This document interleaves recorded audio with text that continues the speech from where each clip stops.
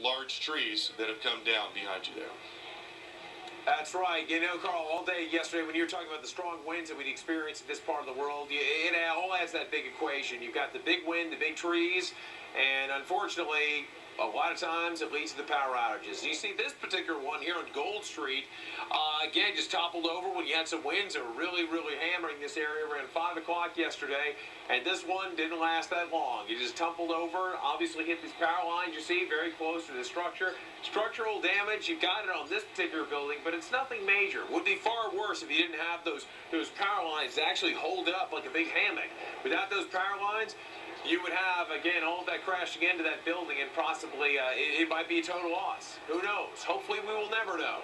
But I can tell you one thing is for certain, you've got some down lines. This one is not a live power line. You should never want to jump around any of them. So I'll just kind of hang over here and nimbly step over. But this one's dead. That's good news. Unfortunately, the bad news is that we have got more power outages across the region. Again, at last count, we had over 630,000 customers for that power.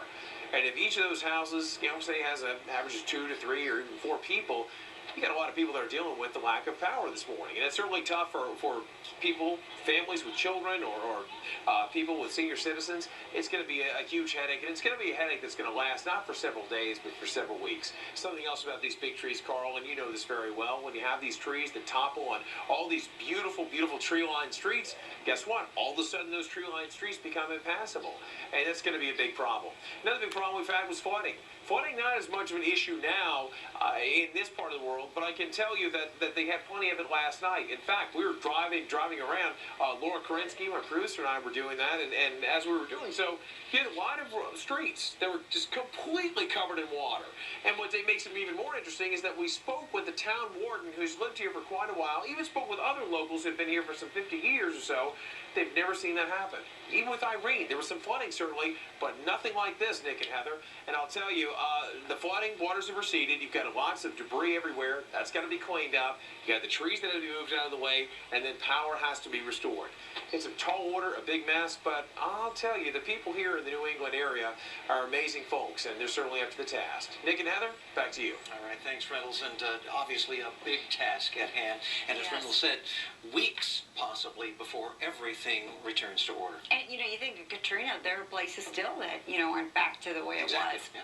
Well, live on the phone right now, Ron Bloom. He is in Brunswick, Maryland, and he has some video as well on some of the flooding that's been taking place. What kinds of things have you been seeing?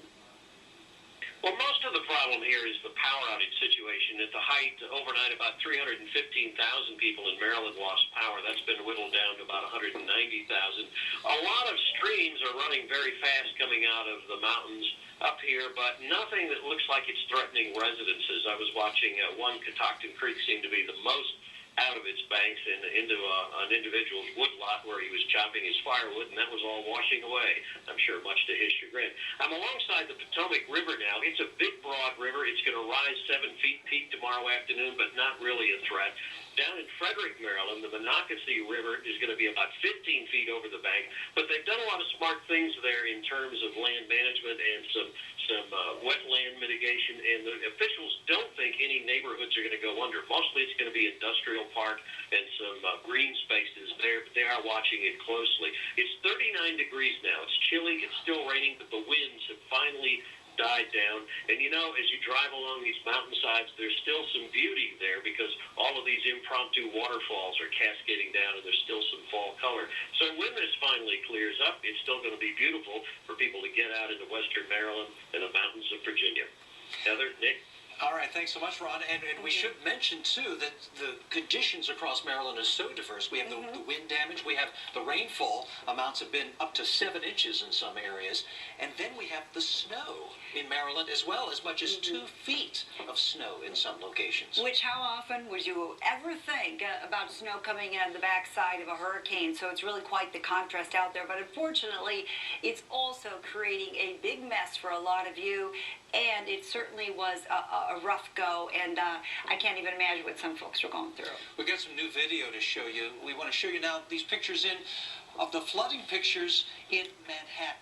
This is what it looked like last night when the water was so high here in New York City. And just a montage of pictures of cars underwater, streets flooded. This due to the heavy rainfall, and of course, just imagine the water that has inundated the subway tunnels. Some of those subway tunnels are still full, and the subway service is going to be out for some time. And also, the airports are closed. We are understanding now that JFK will be open tomorrow. LaGuardia will not. So it's going to take a long time to recover, not only from the flooding and the wind damage, but also the aftermath. Now, another place, too, we're looking at now is LaGuardia. This is a live view, and you can see the planes in the distance, but what you don't see is planes traveling along these runways. You know, so many areas here have been shut down, which means there's a ripple effect, and a lot of travelers throughout the U.S. are having difficulty because of that. And LaGuardia, we actually had some areas where water covered the runway, and that certainly isn't something that's good, but obviously nobody was flying at the time. Long Island, hard hit by Sandy, and we have bulldozers just working, trying to get... let's see, what is it? You know, it looks like snow, but it's sand. Yeah. Is that amazing or what? Yes. To get the sand off of the streets that Sandy has brought in. And so a lot of cleanup left to be done here in New York and also New Jersey. Hard hit. You know, we're going to take you to Cape May, New Jersey, and of course, they had super rough seas here yesterday. Today they're not going to be as bad, but you know, there are so many lingering areas of wind and also cold air that's in place. It is just going to be unpleasant as a lot of you step out. Isn't that a pretty picture, though, Nick? It is pretty, but you know, the waves still whipping against the coastline here, and of course, just indicative of the strong winds they've experienced. And I could say it's pretty because I'm nice and warm sitting here. Yeah, if you're out, probably exactly. not. Nice to see it from afar. Right. 8 days. That's what Governor Christie says it's going to take at least to get the power back on throughout all of New Jersey. And also, he's saying that the train service is...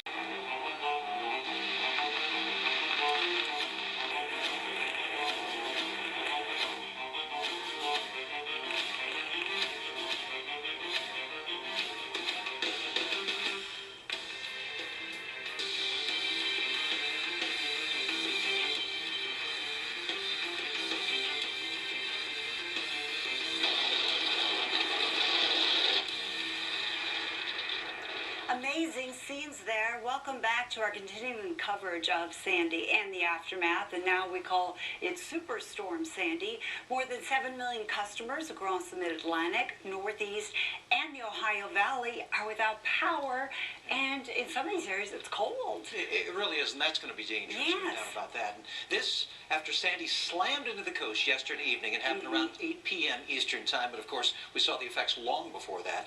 Let's get you an update now, state by state. The total customers without power, a whopping number of 8 million.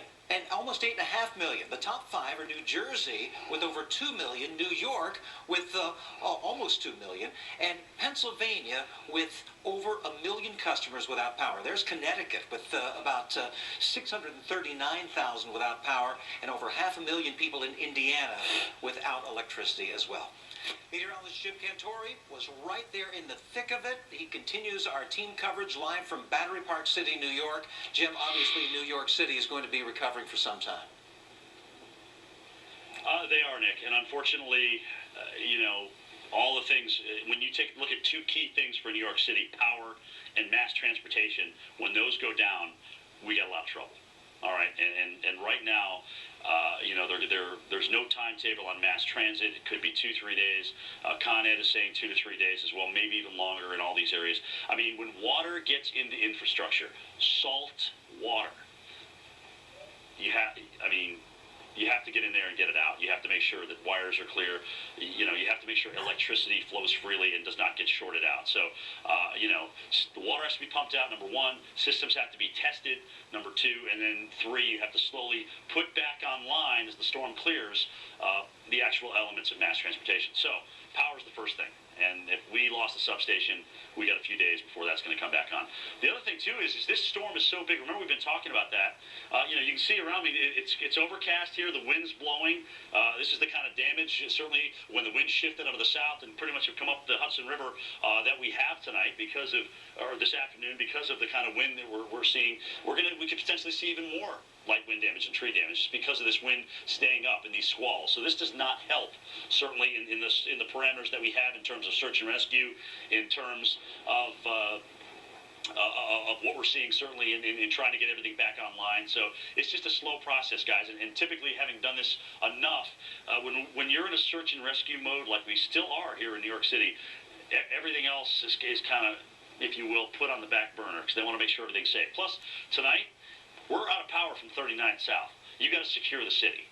You got to secure the city. So we know the National Guard's on standby. I would be shocked if we can have streets filled of National Guard troops tonight here in the city. There may actually even be more coming in as a result of that. Let's take a look at the 5-day forecast. When is this ugliness going to end here for New York and New Jersey so we can continue to clean up, which is going to take many, many, many weeks, especially for New Jersey.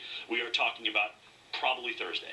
That's when we'll get all this out of here. Friday looks better, Saturday and Sunday as well. We expect improvement, certainly, in the weather. We may actually see the sun for an extended period of time on Sunday. How apropos. A lot of people starting to come in on Thursday and Friday for the New York City Marathon. All right? So that's a big deal as we head in toward this weekend. All right, guys, from the cold, windy side here in the east to the cold, snowy and windy side on the western side of the storm. Janelle Klein's in Snowshoe. Janelle, how much snow have you guys gotten so far up there, or can you even measure it? We're still seeing snow come down, Jim, and in fact, amounts vary throughout the state of West Virginia, but fair to say everybody has gotten several inches here in West Virginia, and we're expecting as much as 2 feet, possibly more, throughout the state as this snow continues today. A direct effect of Hurricane Sandy, and one that was forecast, but maybe not one that people really expected. This is such a rare event to have a blizzard as the direct result of a hurricane, and yet that's exactly what we're seeing. The result has been a state of emergency for the entire state of West Virginia. The governor declaring that yesterday when this storm began, and that continues into today, especially as thousands of people in the state are without power. Here in Snowshoe, that was certainly true. We lost power here overnight for several hours. It did return this morning. However, people are reporting that they are getting power and then power is going back out. So certainly a lot of people trying to cope with that as this storm continues today. National Guard troops are out, stationed in various points around the state to help those in need. State agencies are offering shelters at various cities around the state as well, and people are advised to stay off those roads. We are seeing the highway department out with salt and sand and plows. However, many of the main roads, even the big highways, remain very dangerous to drive on. A lot of the back roads impassable, especially here up in the mountains.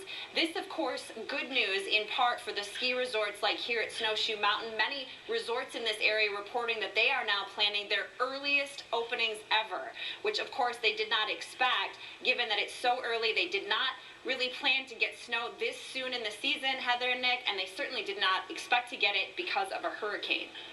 Good to see at least one bright spot amid all of this. Thank you much, Janelle Klein there reporting from Snowshoe. And while Janelle was talking, Heather, this report came in from the governor of West Virginia.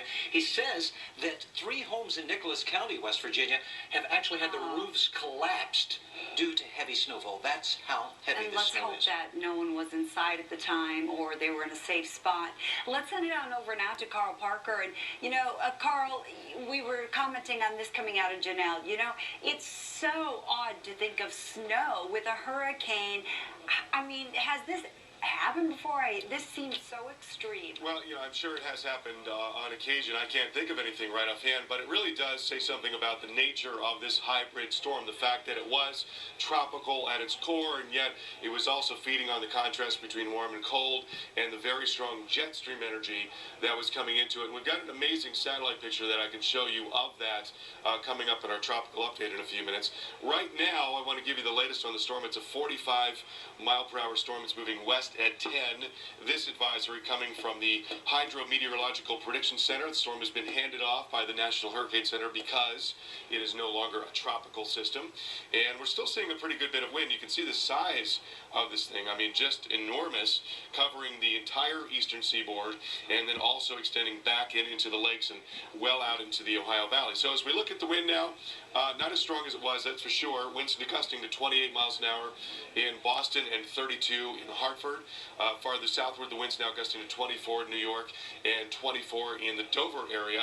And then we've got winds gusting to 42 in Cleveland and 34 in Chicago. And that's the type of thing that we will continue to see for another day, and then getting a little bit better on Thursday. Here's a model forecast showing you the wind coming down a bit tonight. And then tomorrow, sun comes up, we get a little more mixing, a little more wind here in the lakes and parts of the southeast. And then on Thursday, that area shrinks even a bit more. So it's going to take some time for all of that energy to ramp down across the east. Now, we've seen a big reduction in the wave heights. These white colors correspond with wave heights of 30 and 35 feet, and that's really gone since yesterday. Right now, we're seeing wave heights of 19 feet offshore and even less onshore, so not nearly as much wave action, and only very modest surge concerns, maybe just a couple of feet, say around the Delmarva, and about 1 to 3 farther northward. Nothing like what we saw yesterday when the storm came on board. Here's the radar picture, and you notice there are a couple of storms now with a bit of lightning coming up into Maine. And we may see more of that develop farther southward and move up into New England. So there could be some gusty wind along with those. And then we're getting the snow mixing in with the rain here in central PA and back into West Virginia. This is all just lighter rain across Philly and Baltimore and D.C.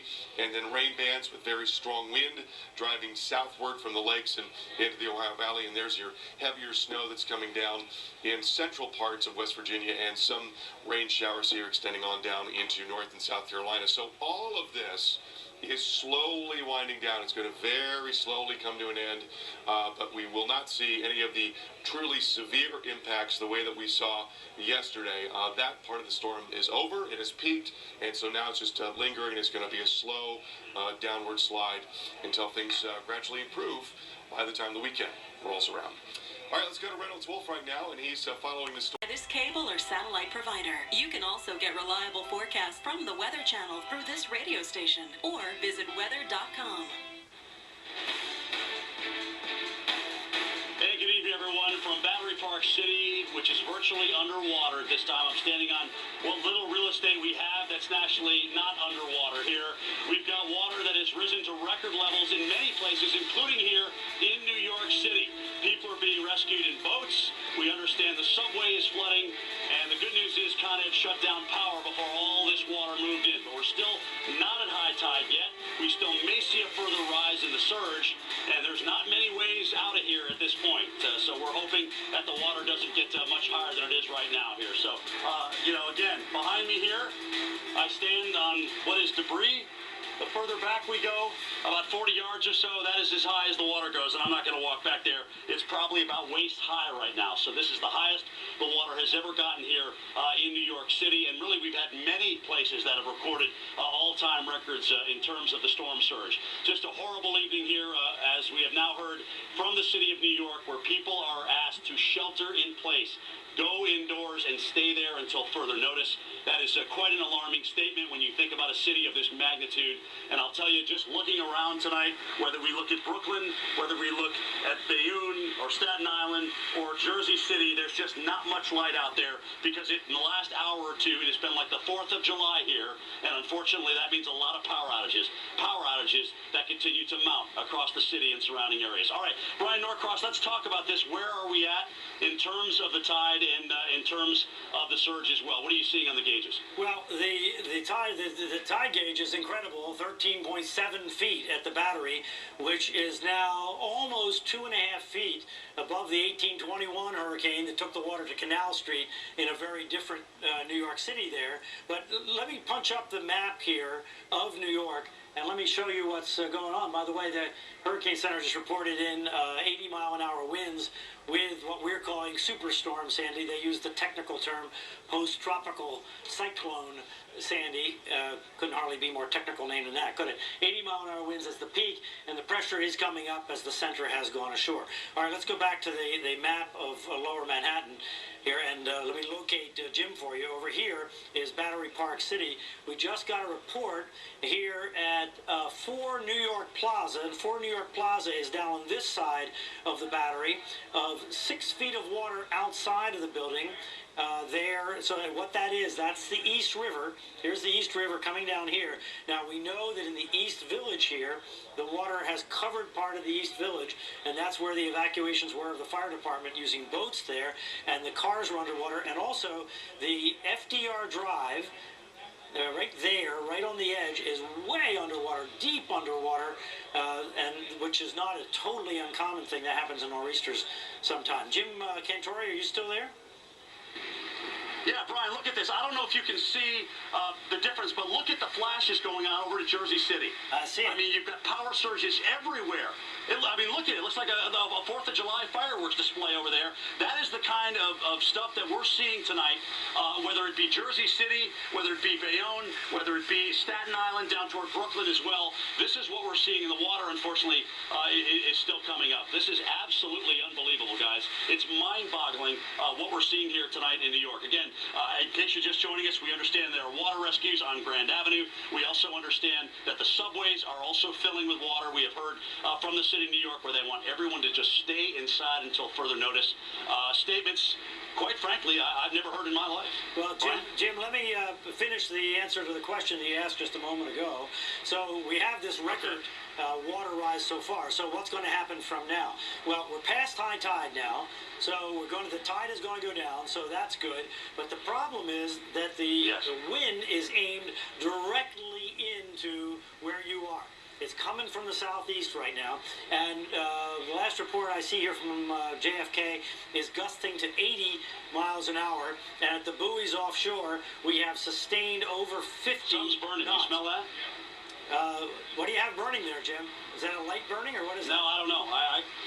I don't know. It could be a building. I'm not really sure, but there's a distinct smell of something that's burning. It's got a little bit of a petroleum smell to it, but it almost seems like a structural fire of some sort. I can't see anything off to my distance, but with this south wind, the smell of whatever is burning to my south is coming this way. Brian, the water is still coming up here. Yeah, so I was saying we're close to high tide, but the tide is going down, but we're, as you know, it takes a good while for the tide really to start going down, right? It's kind of about the same at high tide. All right, so we also have reports now from LaGuardia that the water there is covering the runway. We thought it must be, given the tide reports we've seen on Long Island Sound, those incredible numbers up there of nearly 13 feet above normal on Long Island Sound, so not a surprising thing. Do we lose? Oh, there's Jim there. So all around Manhattan, in every direction, we're seeing this flooding on anything that's remotely low-lying. Are you able to get any reports from what people are talking about in the media there, where you are, Jim, or are you just tied up with what you're doing for us? No, I'm tied up doing this. We're doing stuff for the network as well, Brian. So I'm pretty much tied up out here, and quite frankly, I wish I had pulled back even further than we did at this point in time. But there's no second guessing at this point. We've got a place to go up, if you will. So that should make you feel good. We knew we always had that. We planned for that ahead of time. But at this point, we're gonna hope that the surge doesn't get too much higher, nor does the tide. Because here's the news. Believe me, as far as any distance that we go is filled with water. Right, because you've got two things going here. The tide, just the tide, the plain old everyday tide. Right. That's peaked, so that's not going to be any worse. And it looks like the wind is about at an optimal direction. So. That doesn't mean that it's finalized, but we were waiting for it to get to that optimal direction to see how far in the water came. We've seen that, so it doesn't look like the wind's going to get any stronger. So some indications maybe we may be near the peak, if not at the peak. So just watch yourself there, just in case, because figuring out storm surge is a really dicey business. Well, and that's what we talked about. When you guys talked earlier about 2 to 3 feet coming up, we knew that that's where we would be able to retreat to. We're not even quite there yet as far as how back we're going to go.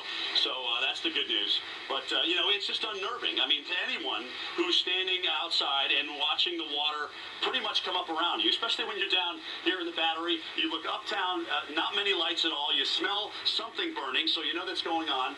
Again, as I mentioned, down toward Brooklyn or out toward Staten Island, Bayonne, Jersey City, parts of this that would never, ever be as dark as it is tonight. Yeah, even on your cloudiest, rainiest nights. But because of so much power loss that continues to happen here, these are just things that boggle the mind. Again, the strongest statement of all is the city of New York urging residents to stay indoors until further notice because of this wind that's coming through here, and certainly, obviously, the rising water here in Lower Manhattan. Brian, back to you. All right, Jim Cantore, stay safe there and check back in with us when you can. So what those flashes we were seeing, what that is, that's when you have a power line that's kind of hanging out there, and then you get a tree limb that hits that power line, and it shorts out the power line, and those are transformers that short out, and you get this kind of aquamarine flash. And I say this from going through a bunch of hurricanes and seeing it happen right before my eyes, and that's certainly not a good sign for the power grid. All right, back to you, Chris and Crystal. Brian, thank you very much for that. And the latest numbers on the customers without power, almost 3.5 million customers without power right now. And that's in at least 11 states, by the way, from North Carolina all the way to Maine. And we have been able to confirm now 5 storm-related deaths in New York State, obviously caused by Superstorm Sandy. The New York State Division of Homeland Security and Emergency Services confirming that 5 people have died in New York State. We still have flooding ongoing, damaging wind gusts, still reporting hurricane-force winds in many areas, even though we are now dealing with a whole different system here. But look at some of the water that is coming in along the Hudson. Now, this was recorded earlier when things were just beginning, and then you saw Jim in Battery Park City with the water continuing to rise. A lot of reports out of the East Village in Lower Manhattan right now. The fire department there evacuated by boats. The flooding is tremendous in that area. Cars underwater as the water surges in from the East River. And if you've been watching the Weather Channel today, you know that New Jersey has been getting hit very hard by Superstorm Sandy. We want to go right now to meteorologist Mike Seidel in Point Pleasant Beach, New Jersey. It's gone from bad to worse tonight on the Jersey Shore. We're in Point Pleasant Beach. Now, all day long, we were up on the dune and on the beach. We pulled back, first because of the winds ripping at our satellite dish, gusting over hurricane force, 75 to 80 miles an hour, and then the overwash, taking out the entire dune, just decimating it. And now we're a block to a block and a half inland, and look at the surge at high tide here. We had forecasted a 4 to 8 foot surge. We don't know where it stands, but it's certainly running much higher than Irene as the water runs through the streets. They told me they've never had water come up to the front door of the hotel. That all changed. We're at the back door, and look at the sandbags and the sea foam, and that's just one of the pieces of debris. A lot of debris coming around the bend as the wind is still whipping here with gusts 60 to 65 miles an hour. The rain has backed off. That's a good thing, but as you look down the street, just look at the force of the water. It's like a raging river as it blows inland. There goes another pretty good gust around the corner of these buildings. We've also seen some minor debris coming off the roofs of shingles and some gutters. With the tide now high and then going down and the winds eventually blowing offshore, we should see this water backing off by sometime on Tuesday morning. But again, this is a lot worse than Irene. Sandy Hook, the tide gauge setting an all-time record, more than 2.5 feet above Hurricane Donna's 10.1 feet in 1960, and even higher than Irene was last year. This hurricane, one for the record books, has basically rearranged the Jersey Shore. Back to you. Meteorologist Mike Seidel, thank you for that report. And all along, we've been talking about this. It's 50 minutes after the hour. Here's your tropical update. I'm Brian Norcross in the Weather Channel Global Forecast Center with the latest here, and we are right on track. If you're just joining us, this is no improvement really here in the situation. The hurricane hunters have been out examining the storm. If anything, the storm is getting a little stronger as expected. It's at the very least holding its own, and the winds are spreading out as expected into this monstrous megastorm that all expectations are it is going to come toward the northeast U.S. and it's going to happen tomorrow. All right, here is the track now, and you can see this very unusual, in fact unprecedented direction. It's moving to the northeast as we've expected it to do, but the turn to the left is just about to happen, and Dr. Forbes is going to talk about that in the next hour. So it turns hard left tomorrow, and when it does that, it actually gets kind of a goose from the jet stream, and that actually intensifies it a little bit in the sense that the top winds in the circulation increase slightly, but the main thing is that the circulation is so huge that it occupies the entire northeast, and it's pushing the water ashore here on the right side. Now, let me show you the future radar. Now, this is our simulation, our RPM model here at the Weather Channel, where we can see what the radar is expected to look like tomorrow. So here we are at midnight tonight, and notice the rain here on the left side. So the circulation is down in here, but the rain on the left side there, it continues to be very, very heavy, as Dr. Forbes has been talking about. And as we go through the overnight and into the morning hours, and here comes the circulation up closer to the coast, you notice this concentration of rain here and a little bit arcing back on up into southern New England with a circulation right there. And so by midday tomorrow, it's offshore. This is about the time that the Hurricane Center is thinking that it will reach its peak intensity.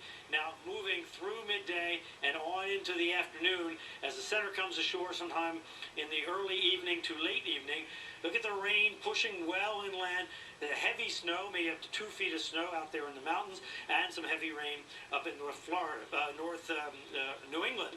Now, here is the issue, is that water being pushed on the right side of the storm up into North Jersey, New York, Connecticut, Rhode Island, and on up into New England. And so that brings us to the storm surge discussion. And Mike Lowry, our storm surge specialist and hurricane specialist, is here. So let's talk about storm surge first of all and what that means. I'm standing at the high tide point. So I'm at the beach, the high tide. I'm standing right where the water comes up. And now a 6-foot storm surge. Right, so the 6-foot storm surge is the water rise above your head. So we talk about 6 feet, the average adult male is 6 feet tall. You could expect that at your head. So if you were standing along the beach. When we see here 4 to 6 feet storm surge here by Cape Hatteras, we're talking about the water coming up above normal that high. Right. So that gives you an idea. When we get to talking about 11-foot storm surges farther north, you know how much higher the water is. And remember, waves on top of that. Okay, so talk about now as the storm moves to the north and that circulation comes around and how that affects Cape Hatteras. Yeah, so right now, I mean, we've already seen significant coastal flooding along Cape Hatteras. It's really been oceanside, though. We've had northeasterly winds. These will turn overnight through to the northwest, and what this will do is pile up water along the South Pamlico Sound. So right now, we're getting water piling up along the outer banks, right? And then as it comes around, it piles up kind of from inside out. Right, so these sound areas here down into the southern part of the sound, we'll see the impacts overnight. All right, now we've already seen flooding here in Norfolk, right? And I assume that's just because the winds are kind of pushing the water against the coast? Yeah, and I think you'll see gradually the water levels start to come down overnight. You're going to have this shift in the winds, which will be blowing the water offshore in most of these areas. So as the storm moves north, the winds come around like this. So it's going to get better down to the south. Now let's move farther north, because here we're going to have the wind and the energy pushing up there toward Long Island, the Jersey Shore, and the New England coast. Yeah, this is our big story. In the track, we talk a lot about, Irene. The track is very different, such that you have water driving up Long Island Sound, as well as water pushing up into New York Bay. This confluence here with a bullseye on northern New Jersey and New York City. So what's really interesting, if you're in New York, you know about the East River, you know about the Hudson River, you know about New York Harbor, right? And you know about Long Island Sound. So here comes the water in this way, here comes the water up this way, here comes the water down the Hudson River like this, and this Long Island Sound River water is actually coming down the East River. So it all meets down here in New York Harbor, and no doubt that's why they've ordered the evacuation. Right, and including Raritan Bay, you expect to see significant storm surge. We're talking about 6 to 11 feet above ground, Brian. That's above where you're standing along the shore. Yeah, just think about that there in Perth Amboy and on Raritan Bay at the mouth of the Raritan River. I mean, tremendous storm surge there. And here's where we are right now. 2.6 feet above normal right now, and the storm is down by North Carolina. Yeah, we're already seeing significant water level rise. This will continue. Welcome back into our continuing coverage of Hurricane Sandy. I want to get you to your tropical update in just a moment. Did want to mention something, at least some brand new information here for a lot of folks trying to get to and from, at least just get to where you want to be for kind of hunkering down the next couple of days. WMAL Radio in D.C. reporting that Amtrak canceling all service in the Northeast Corridor on Monday. They do not yet know when that service will resume. So similar to the New York City transit closure at 7 p.m. this evening, you really want to take that seriously. Get down somewhere. Again, make sure that you can at least take cover, and of course want to bring you to the very latest with this system. I want to send it over to our hurricane specialist, Brian Norcross. Brian. Okay, Todd, new advisory in from the National Hurricane Center. If you're just tuning in for the tropical update, here is the latest information. Now, there are no significant changes. Unfortunately, the storm is right on track. It's been extraordinarily well predicted. The wind's still 75, the pressure 952 millibars, extraordinarily low, challenging the lowest pressure that we've ever had for a storm up in this region of the country. We'll see if it continues to go down, as is forecast, still moving parallel to the coast, well offshore, but significant effects along the coast. Still, this turn toward the coast is forecast for tomorrow, coming ashore with hurricane force winds all up and down the coast, with the center of the storm somewhere in the South Jersey, Delmarva, Delaware Bay area, but the most significant coastal effects north of that into New York City and on up into New England. So all that forecast is the same. Here on the satellite, we see very bright colors here on the left side, indicating intense thunderstorms and heavy rain. Dr. Forbes is here, and he'll be with us in just 1 second. There's one thing I wanted to mention with the storm coming in here into this South Jersey area, and that is this water being pushed ashore on the right side. So there you see, if it comes in there all along the coastline up into New England, the tide time is going to be significant. When we look at Sandy Hook, New Jersey, just south of New York City, you have a high tide at 8:22 p.m. That's kind of representative of a lot of the coastline there. So unfortunately, this looks like it's coming in just about high tide, Dr. Forbes. So we have, not only do we have the push of the storm, and then we have the tide being high, and then we have the full moon on top of it. It's a terrible confluence of events. Yeah, the storm surge and tide combination is going to be very catastrophic, and potentially widespread winds all the way from the Great Lakes to the Mid-Atlantic to New England. There's going to be some very heavy rain that's going to give flooding as well. Let's take a look. The Sandy is already probably beginning to show its hand here, as we already have a band of heavy rain that is set up all the way from southeast Pennsylvania down across eastern Maryland down into the coastal parts of Virginia here. That's where the due north winds on the west of that are colliding now with winds that are coming in from the north and east, not just at the surface, but at all levels aloft. So that is already a problem, heavy rain setting up. And even west of there's been enough rain already that we're beginning to get some river flooding. The Monocacy River there, near Frederick, Maryland, now a flash flood warning. It's predicted to go into major flooding. We'll see many other locations that will have that as well. Part of the reason we're having that heavy rain set up where it is, and the reason that Sandy's expected to make that somewhat of a left turn and head up into Pennsylvania, it's because it's beginning to interact with jet stream. It takes a big dip. We call that an upper air trough. There's cold air aloft in the middle of that. It's what we call a negative tilt to it. Typically, these troughs more often oriented from northeast to southwest. This one the opposite way, northwest to southeast. Out ahead of that, you get very strong pulling apart of the winds aloft that allow the air to rise. That allows you to get a lot of rain. It also makes the pressures tend to lower, so it wouldn't be out of the question if the pressure even gets lower in Sandy yet to come. There is Sandy, predicted to move left and northwest along this stationary front. That front will collide the moisture from the east with the north winds, give that heavy rain and push some of the cool, some of the moist air up over top of the cool air. All told, that's going to mean between now and Wednesday, 4 to 8 inches, probably more like a heavy band of 12 or more inches in many of these areas. This will wind up being somewhat like the flooding from Lee in September 2011 that gave the flooding worse in Pennsylvania and parts of New Jersey. But we can't rule out some of those mountains of New England either, where they will have the upslope flow that will give some local flooding. So this incredibly heavy rain is kind of left, but we still have rain on the right side, in other words, the north side of the storm. All right, Todd, back to you. All right, guys, thank you so much. Now, we've talked about some of the most immediate threats. Now, as the system really gets going, we've been talking about some of the cold air wrapping in behind it.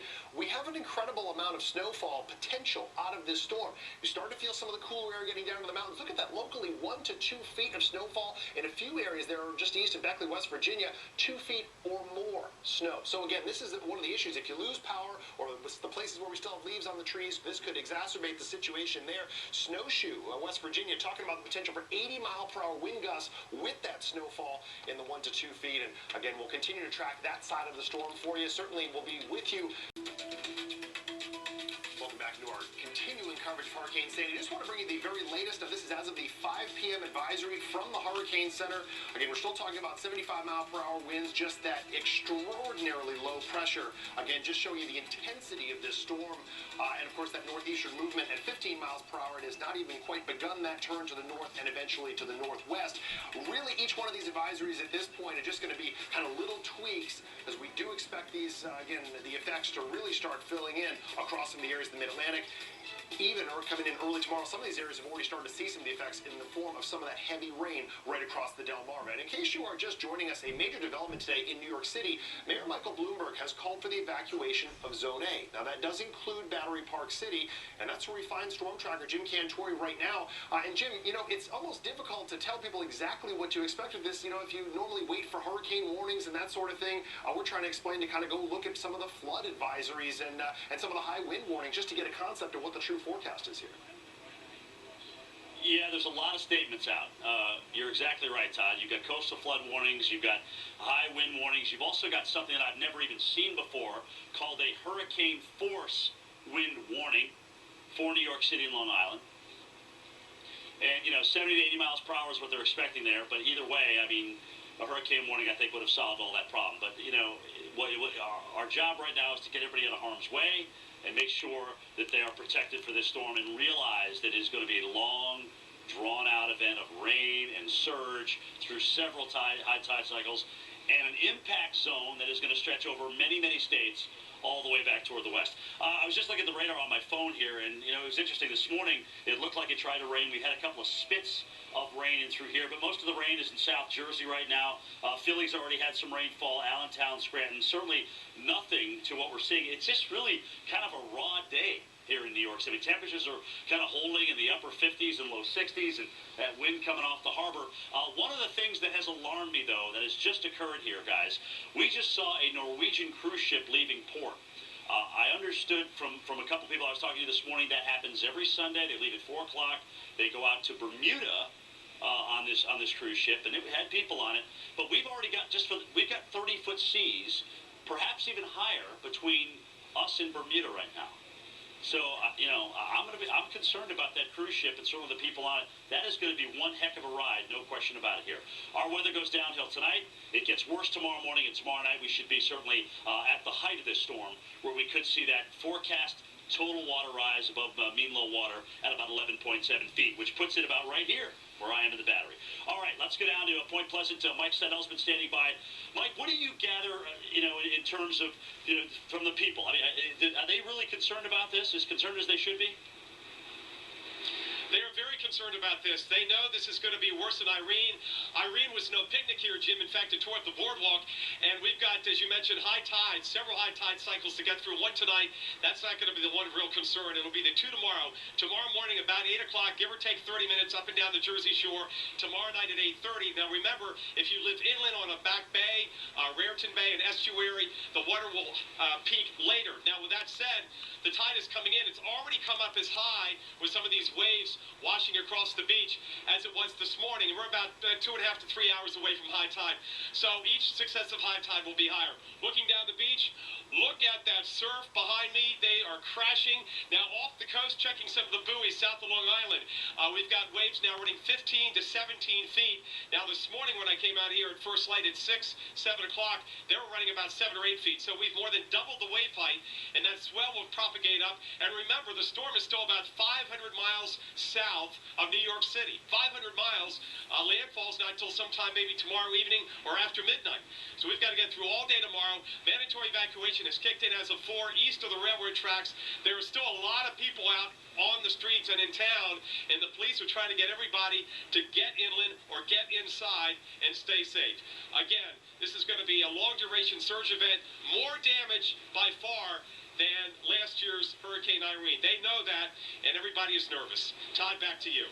All right, Mike Seidel in Point Pleasant, New Jersey. Just incredible what the ocean already looks like out there in the Atlantic, considering that system some 500-plus miles off the coastline there. So continue to follow the situation, of course. Unsafe to operate the trains in high winds.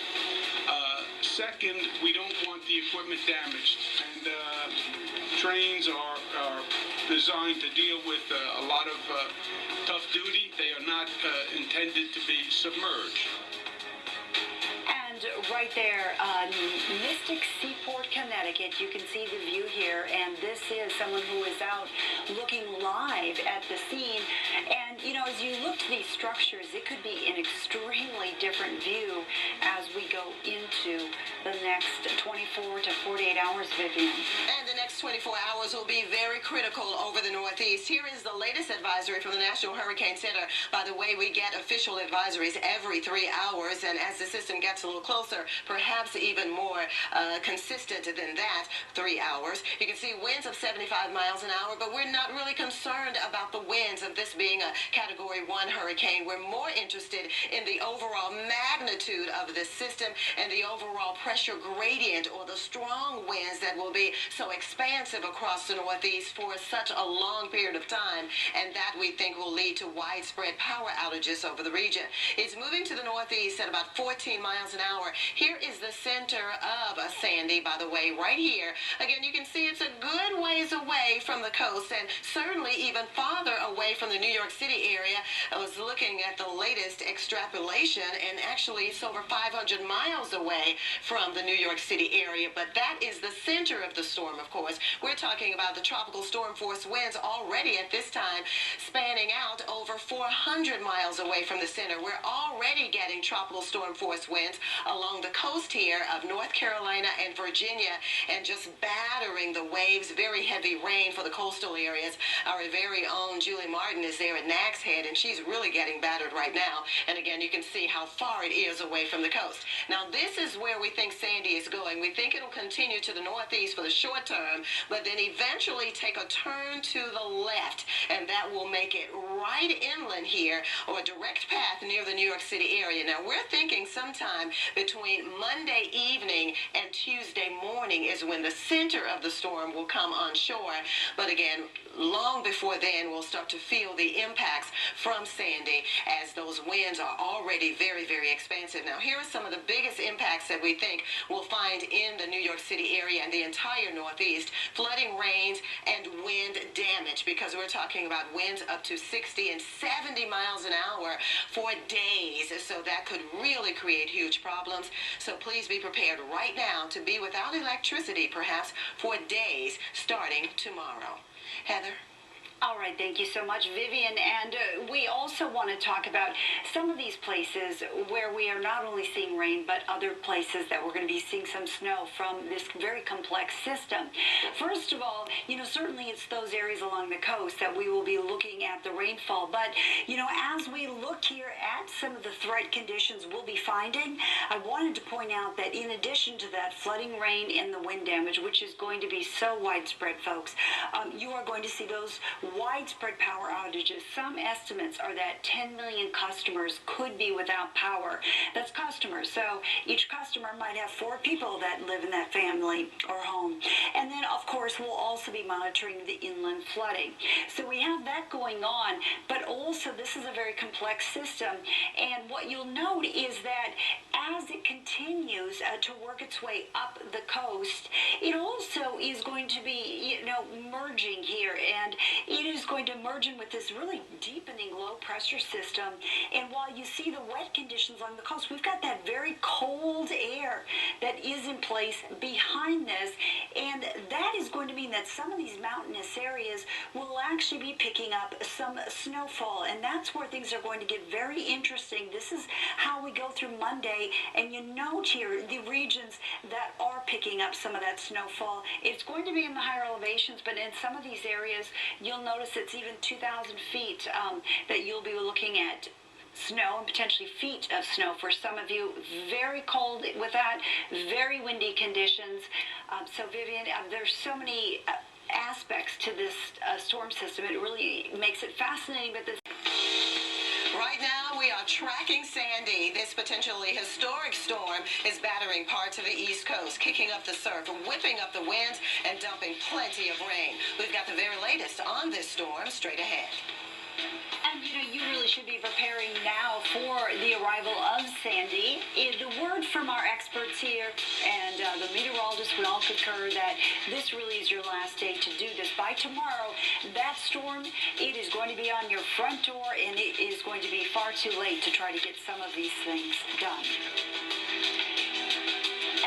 Morning and good afternoon to some of you in the East. Thank you so much for joining us here on the special version of Weekend Now, Tracking Sandy. I'm Heather Tesh. And I'm Vivian Brown. Now, the Weather Channel is on around the clock, of course, to keep you ahead of this storm. That includes all of us here at the Weather Channel, the headquarters studios in Atlanta, and our team, of course, out in the field.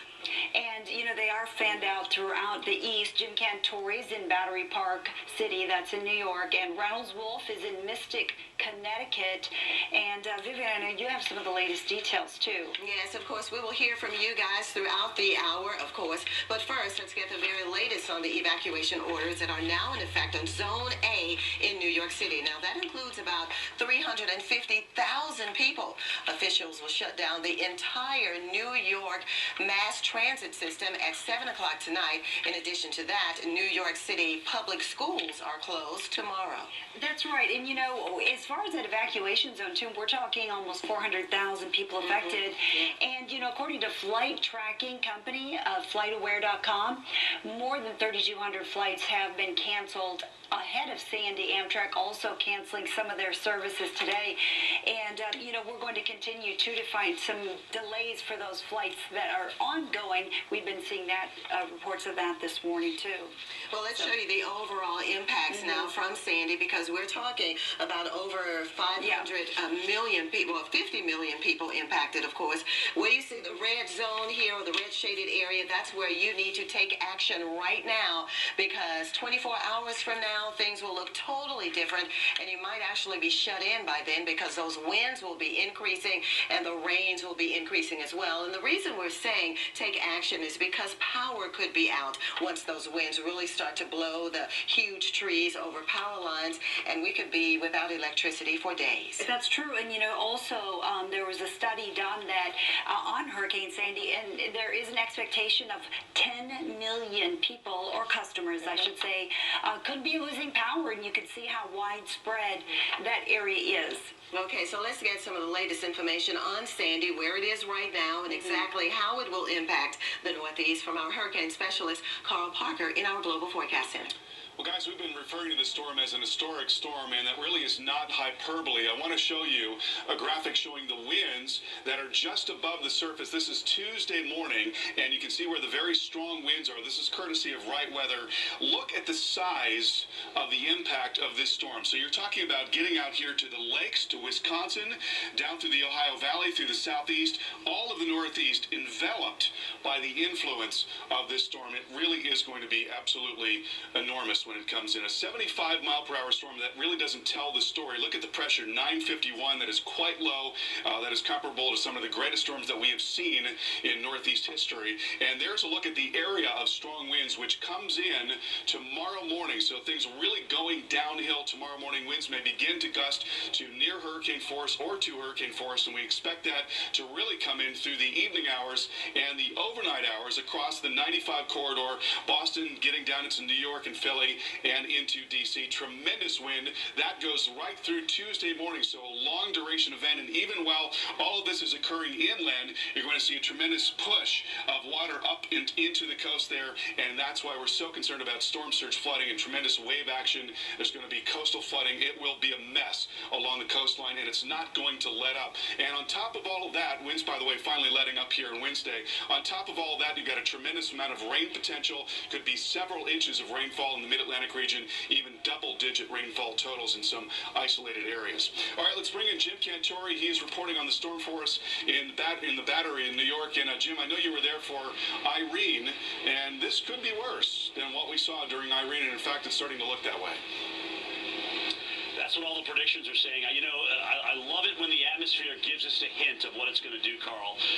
We saw that this morning already at Sandy Hook, where tides are running 2.5 feet above where they normally would be because of this astronomical high tide. We see, unfortunately, the flooding that's going on right now in South Florida because of this astronomical high tide. So that has to be factored into this situation. So many of the storm surge models now predicting a 6 to 11 foot rise, and that has allowed the mayor to now issue the evacuation order for Zone A. About 375,000 people to be affected in through here in some of the low-lying areas, including where we are here in Battery Park City. And for example, if you're taking that surge into account in mean low water, you're going to have the water pretty much over this sidewalk up and through here. We had that with Irene, and it will be potentially even higher than that. And unfortunately, there are lower areas than where I'm just standing here. There are many areas here where there are hotels and even residential areas that will have to be evacuated. And again, a lot of that 375,000 is in this zone area. The park is planning on closing at about 11 o'clock this afternoon. There will be no schools, public schools in New York City tomorrow at all, and that's not surprising. I wouldn't be surprised if that was probably the case on Tuesday as well, but they'll decide that a little bit later on. And, the seas are just going to be tremendous with, 30-foot waves off the coast and seas possibly as high as 15 feet coming into the south shore of Long Island. And, Carl, we talked about what's going on here with the storm coming ashore. The Great Lakes are going to have huge waves with the fetch over the Great Lakes, some as high as 20 feet in Chicago and even Cleveland as well. So, wow, this is just the biggest thing I've ever certainly covered in my entire career, and it's going to cover a lot of real estate before it's done. Ladies, back to you.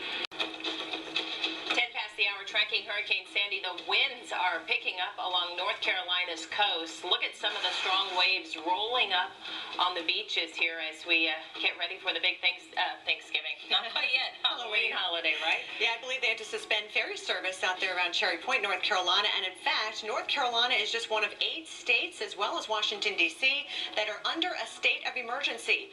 Business and homeowners are taking all kinds of precautions, including removing and securing all their lawn chairs, other outdoor furniture, and like you said, Crystal, maybe some Halloween decorations that might need to come down. That's right, battening down the hatches. Let's go to Julie Martin. She's been in Nags Head, North Carolina all day and battling the elements, and it looked like on radar we just went through a pretty heavy band of rain there, Julie. We did, and I actually went through it and got a little battered myself. In fact, the rain sometimes hurts out here when it hits you in the face when you get through those rain bands, and the winds have certainly picked up, and really we haven't seen the worst of this yet. We will see tropical storm conditions through all day tomorrow as well, so a long duration event, and tonight we might see some of the worst, some of those gusts upwards of 60, 70 miles an hour. With that could come some power outages, some flooding, also several inches of rain with Sandy expected here along the Outer Banks, a very low-lying area.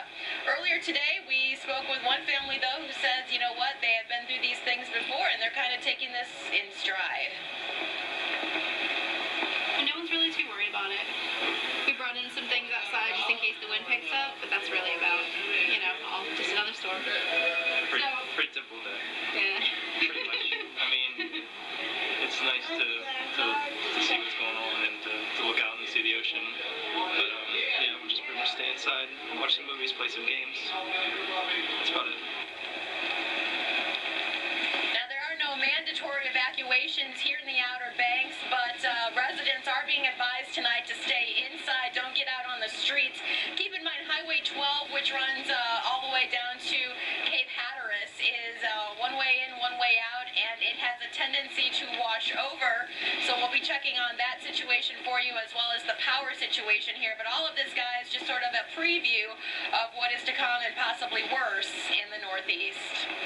Kelly, Crystal, back to you. Absolutely, Julie. It's great to have that preview for people who aren't getting a taste of Sandy quite yet.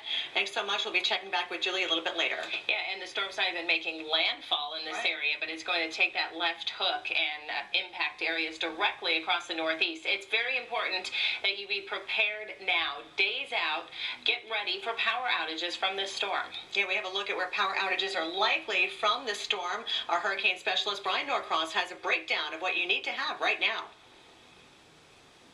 Today is the day to get ready, and this is what you need to do. First thing, when you head out today, get some gas in your car, fill it up, because if the power goes out, those gas pumps may not work. Now let's talk about staying home. The most important thing you've got to have is water, and there are two parts to that. One is you need to have water to drink just in case something happens to the water supply, which isn't likely, but just in case, so get a few bottles of water. The other thing is your refrigerator. Put the water in plastic bags like this and then stuff them in the freezer, every little corner of your freezer. That way, the water will be there when you need it, but also it'll keep your refrigerator colder for longer. Get yourself some food for the rest of the week. Get something the kids will like. Get some bread, things that are non-perishable. You need that. While you're out, get yourself some cash because the ATMs aren't going to work when the power goes out. Get yourself a first aid kit if you don't have one, just in case. Get yourself some batteries and be sure you have flashlights. If the power is out for an extended period of time, you're going to need the flashlights in the dark. Now, communications. The cell phone is not likely to be your friend if your power's out for a long time. You know how long your cell phone lasts. So be sure you have a car charger so at least you can keep it going, assuming the cell service works. If the cell service in your area doesn't work, you need a battery-operated TV or radio. Be sure you have lots and lots of batteries. That's essential. And don't forget the kids. Get some games because they may have to be occupied at home for days. One more thing, it's going to be cold after this storm. Be sure you have a blanket. You're going to need that. There are other things you need to be aware of. We have all that on weather.com, so check it out. That's it. Back to you. Now, if your home happens to lose power, you can still listen to the Weather Channel's live coverage. We'll be broadcasting on both Sirius and XM satellite. We begin this evening with a map that everyone needs to see. Within the past few hours, the Weather Channel's team of hurricane specialists raised the exclusive threat index to action. That means major cities like Washington, D.C., Pittsburgh, New York City, Boston, all need to be prepared for the impacts of Hurricane Sandy. People in the line of fire, so to speak, of this potentially historic storm are heeding the warnings, something we like to see. This picture from Washington, D.C. shows store shelves once containing bottled water are stripped bare. We have expert analysis you will not get anywhere else. From the Weather Channel headquarters in Atlanta, you're watching Weather Center Live. A strong statement from our team of hurricane specialists. Your preparations for Hurricane Sandy need to be completed by the end of the day tomorrow. I'm Kelly Cass. And I'm Crystal Egger. Good thing it's the weekend. We have some extra time to do that. We have more nonstop coverage of Hurricane Sandy right now. Here's the very latest information. New York City Mayor Michael Bloomberg says his city is ready for Hurricane Sandy and that no evacuations are needed at this time. That could change, though, and 8 states and the District of Columbia have now declared a state of emergency, and heavy rain and wind gusts up to 45 miles per hour hit North Carolina's Outer Banks earlier this afternoon. From an army of reporters out in the thick of it, including our storm tracker Jim Cantori, to a team of our experts right here in the Global Forecast Center, we have team coverage only the Weather Channel can bring you. All right, let's kick it off with our hurricane specialist right now, Dr. Greg Postel. Dr. Postel, here we are at the top of the hour. Busy night ahead. What do we know right now? Sandy continues to behave as expected. It's moving now parallel to the coast. It's moving northeast about 350 miles east of Jacksonville. Here's the latest advisory from the Hurricane Center. 75 miles mile-per-hour storm, and there's that all-important motion.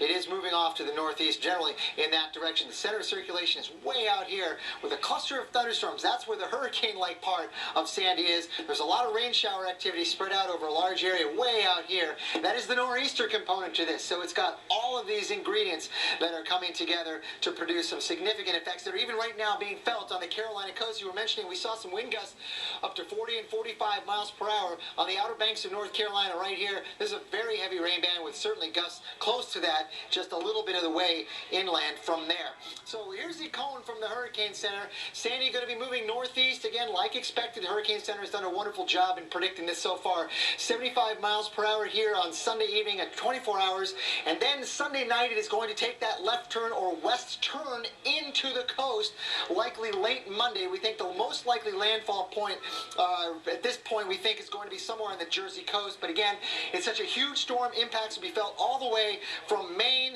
to Carolina. Here's a wind graphic that we have for the entire storm event. This is what you can expect through Tuesday in this area shaded in the darkest purple here. 30 to 50 mile per hour winds, gusts to 75 plus, and those strong winds extend well out from there. So with that, let's toss to Jim Cantore. Let's bring him in. He's in Battery Park, New York. What you got, Jim? Well, it's kind of interesting. Mayor Bloomberg just spoke at a 6 o'clock conference, and I'm almost wondering if it's because they've gone through this with Irene before, or if they're just not as concerned about this storm. Or maybe it's because we don't have hurricane warnings or tropical storm warnings. Whatever the case may be, certainly, statements like there's no evacuations needed at this time is something, we'll have to look at a little bit further certainly tomorrow, because there may very well be. And, let's show this map of storm surge, Dr. Postel, and talk a little bit about this. First of all, let's refresh everybody about Irene, which happened on August 28th, 2011. We had 3 to 6 foot surge in Long Island Sound and New York Harbor. All right, I saw the water myself over the Battery. We had 3 to 6 foot surge along the Jersey Shore. Many indications suggest that it will be higher. The forecast for surge also forecast a higher surge amount, which may even accompany multiple tide cycles because of the largeness of this storm. I mean, what do you think, Greg, about the size of this surge? Well, this is Sandy is taking a different trajectory. It is coming from the east to the west across, well, we think very likely now the center will come across the New Jersey coast late Monday evening. So along and just to the north of that, that will be where the most water comes ashore. And right now the current forecasts this is the total water rise. So this includes everything, the surge, the storm component, the tides, everything, 4 to 8 feet. So the higher end is definitely higher than what we saw with Irene. And remember, Irene, Jim, as you were pointing out, was kind of going from south to north with a little bit of an eastward component to it. So it was almost like, paralleling the coast. This one is coming in this direction, and that may have a significant difference when you talk about the storm surge just to the north of where the center comes on shore.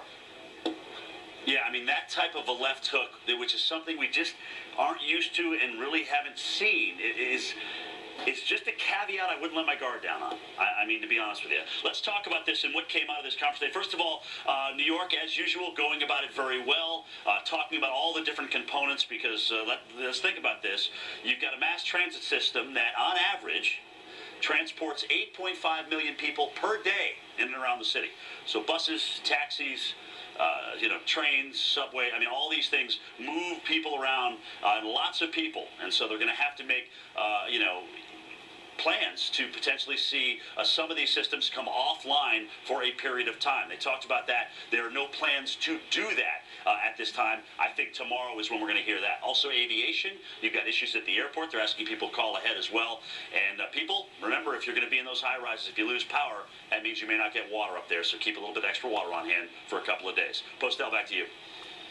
Yeah, thanks, Jim. And that is an important point to consider. With such a wide-ranging impact, we are going to have winds that are perhaps gusting to hurricane force, maybe all the way from say southern parts of New England all the way down to say perhaps a Virginia coast, depending on exactly where the center comes in, but a long way from the center. And so that will likely bring down a lot of trees over many states and introduce lots of power outages to perhaps tens of millions.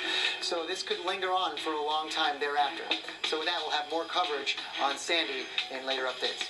Crystal and Kelly, I'm going to send it back to you guys in the studio. That's right. We are staying with you around the clock. Here's another angle on the storm impacts. Refineries along the eastern coast are putting emergency plans in place as they prepare for Hurricane Sandy.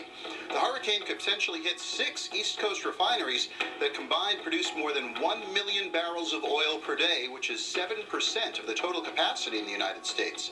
In New York trading, the storm threat has boosted gasoline and heating oil prices. Well, there's good news. Oil markets are watching for any potential disruptions because oil stockpiles in the region are tight, making the East Coast vulnerable to price spikes. Welcome back. We're getting word on evacuations now in parts of Fairfield, Connecticut. We'll have more details as they become available. We're headed to New Jersey right now, where meteorologist Mike Seidel is live in Point Pleasant Beach, New Jersey. And Mike, you were talking with the acting mayor a little bit ago, talking about some changes in evacuation plans? Yeah, they have made some changes, and you can see tonight we still have some folks out here on the boardwalk. We can still get some ice cream and candy. You guys are going to ride the storm out or head inland? They're all going to ride it out here. Here's the status. Governor Chris Christie had a press conference earlier today, ordered mandatory evacuations for all the barrier islands, and that wanted that kicked in and underway and done by 4 p.m. Sunday. But then he came back and altered those changes for this area.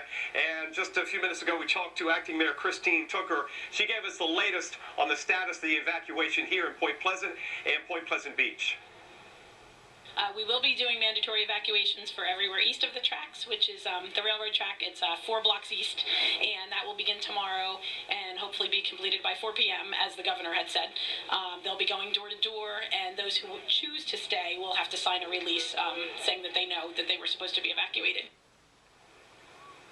So what the governor effectively did is gave the home rule back here, and they make their own decisions for these 2 boroughs of New Jersey. So east of the tracks, that again includes this area, mandatory evacuation underway at 4 p.m. on Sunday. Meanwhile, the surge will be the big thing. 4 to 8 feet, likely to be on the top end here because the center of Sandy is going to go into her south. That's going to pile the water up here. And by the way, high tides are the concern.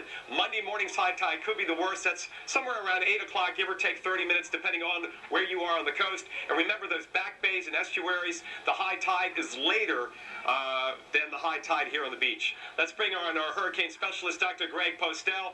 And we're talking surge, we're talking wind. We've got a little bit of everything, Dr. Postel. It's the left turn, that left jab like Ali that we've never seen before with a system like this. That's not a good thing. And this is unlike Irene, which was moving almost parallel to the coast. This is going to take a left turn and move directly inland, very likely, with the center moving into, we think, the New Jersey coast. Let's look at a satellite image and show you what it looks like right now. This is where the center of circulation is, right here about 350 miles east of Jacksonville, continuing to move off toward the northeast. We are starting to see some rain showers and some gusty winds, too, along the Carolina coast, so we can't forget about that. There's some significant impacts occurring along that area, and this does include some winds, too. If you look at some of the wind reports along the region, we're looking at, gusts to 45 miles per hour, Beaufort, North Carolina, with some wave heights offshore here at 20 feet with a sustained wind of 49 miles per hour. So this has a lot of impacts, we think, with the coastal marine impacts affecting the coast. And with that, I'm going to bring in our storm surge specialist and hurricane specialist, Michael Lowry. Yeah, Greg. So right now the winds are kind of blowing offshore, but as Sandy moves off to the north and east, it will bring easterly flow into North Carolina, which will pile water up on the ocean side of Pamlico Sound. And as we move to Monday, some of those winds will switch to the north west, which will bring surge to the sound side of Pamlico Sound. Now, the big picture, though, the big story is what's going to happen in the northeast. So as Sandy moves up into parts of the northeast, its winds will also, it has a very large wind field, drive the surge into areas of New Jersey all the way through Long Island, Greg. Yeah, that's right, and it's really going to be critical regarding the storm surge and exactly how high it gets upon where the center moves onshore. If it does move onshore, say in central Jersey, Michael, we're thinking that the highest storm surge would be just north of that, perhaps Long Island, northern New Jersey, places like that where the water just gets piled in. A little bit less south, but then we got to remember, as the circulation center moves away, there's going to be a northwesterly wind that might bring some storm surge problems here in Delaware Bay, maybe even Chesapeake Bay as well down here. Yeah, Greg, and this water rise, we're talking about 4 to 8 feet above ground, so that's 4 to 8 feet above where you're standing along the shore. That is a significant amount of surge, and this will be a long duration event. So as to Mike's point here with the tides, it'll be through several tide cycles. Right, let's send it back to Warren.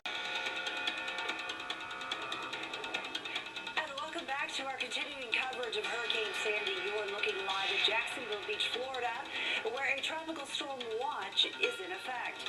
Hurricane Sandy is shaping up to be a mega storm and one for the record books. Some 50 million people in the Northeast alone could be in the line of fire. And right now, Hurricane Sandy, a Category 1 storm, but its impacts, of course, are going to reach far beyond any potential landfall. Everyone from Florida to Maine, you need to be on alert, and you need to start to prepare. For more on Sandy's impacts, here's Vivian. Well, as we've been mentioning, Heather, unfortunately, Sandy has already turned deadly as it passed through the Caribbean. Here is the very latest. At least 21 deaths in total in Cuba, Haiti, and Jamaica are being blamed for Sandy. Now, preparations are underway here in the U.S.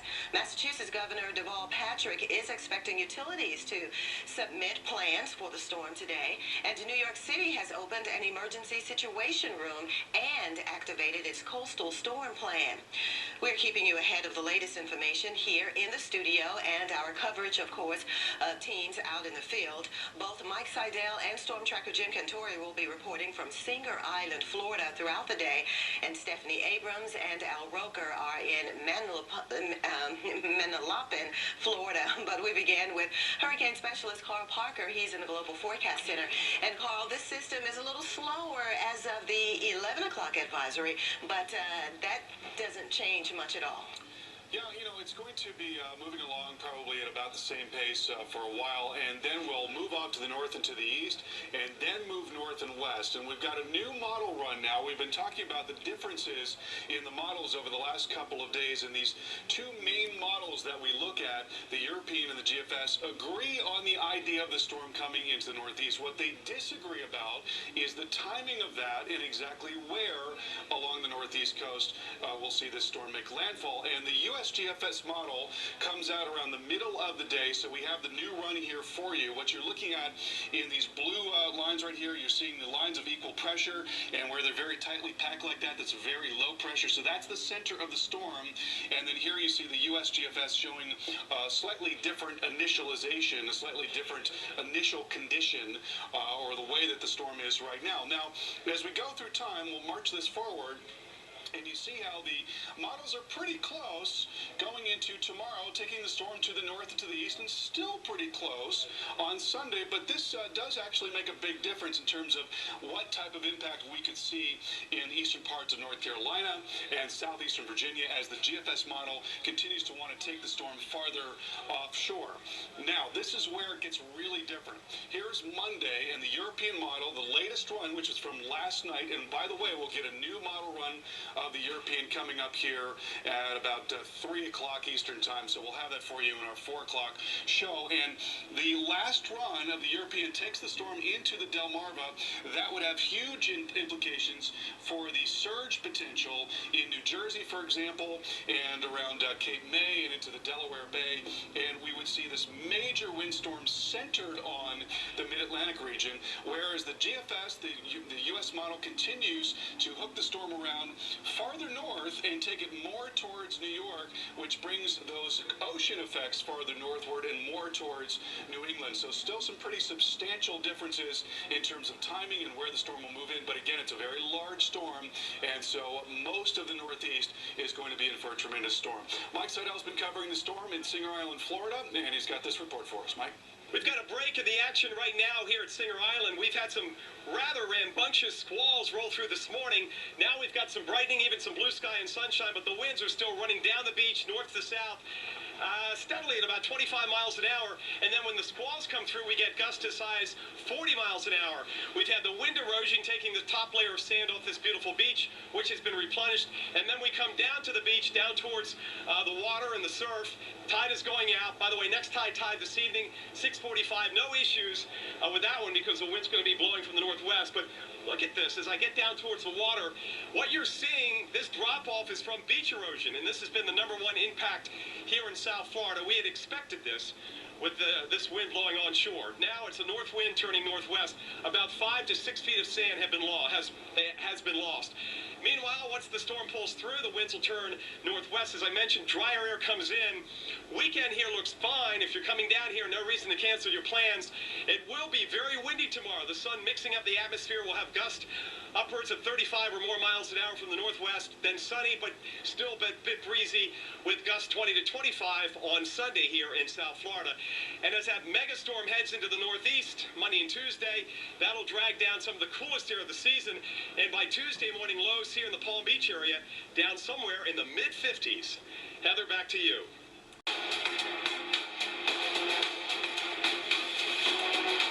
Welcome back to our continuing coverage of Hurricane Sandy. You are looking live here as we take a check on Sandy. This is Nags Head, North Carolina. A tropical storm watch is in effect. Hurricane Sandy is shaping up to be a megastorm, and one for the record book. Some 50 million people in the Northeast alone could be in the line of fire. So right now, Hurricane Sandy, it is a Category 1 storm, but its impacts will reach far beyond any potential landfall. Everyone from Florida to Maine, we really need to be on alert as we continue to monitor Sandy and also the impacts that we will be seeing. Please be on guard, not just in the Southeast, but we are extremely concerned about the Mid-Atlantic and the Northeast. And here is Vivian now with more on Sandy. Well, unfortunately, Heather, Hurricane Sandy turned deadly as it passed through the Caribbean. Here is the very latest. At least 21 deaths in total in Cuba, Haiti, and Jamaica are being blamed on Sandy. Preparations are underway here in the U.S. In fact, Massachusetts Governor Deval Patrick is expecting utilities to submit plans for the storm today. And New York City has opened an emergency situation room and activated its coastal storm plan. We're keeping you ahead of the latest information here in the studio, but our coverage also includes teams out in the field. Both Mike Seidel and storm tracker Jim Cantori will be reporting from Singer Island, Florida. That's near the West Palm Beach area throughout the day. And Stephanie Abrams and Al Roker are in Manalapan, Florida. But we begin with hurricane specialist Carl Parker from the Global Forecast Center. Hey, Carl. Hey, Viv. Well, at this point, it's very difficult to see how we don't get an incredible storm in the Northeast, and that's going to be as early as late Sunday and going into Monday, perhaps as late as Tuesday for some of the very worst of the effects. But it's going to be an incredibly large storm, and many, many millions of people will be affected by the system. Right now, it's an 80-mile-per-hour hurricane. Certainly not a conventional storm in many ways. The center is right there, and there is some drier air that's wrapping in, particularly in the upper levels, so it's got this sort of discombobulated shape, but we think it's going to sort of go through various phases and take on some non-tropical characteristics, but remain a very powerful and growing storm over the next few days here. So here's the forecast track from the Hurricane Center. Storm moving off to the north and to the east. There's a lot of agreement about that fact, and there is also a lot of model agreement about the storm coming into the northeast coast. Now, exactly where is still difficult to say, and that's going to have an impact, for example, on where we see the worst of the water level rise and the wave action. If the storm center is farther south, then we'd see that more towards the Delmarva. If it's a little farther north, say coming in around the Delaware Bay, then we'd get that towards New Jersey. And if it's even farther north, then we'd see that wave action and water level rise up towards the Long Island Sound and even into southern New England. But as far as the wind is concerned, it's going to have a tremendous area of very strong wind. We call this the wind field, and this is an approximation of the size of the area of strong winds on Monday morning at 6 a.m.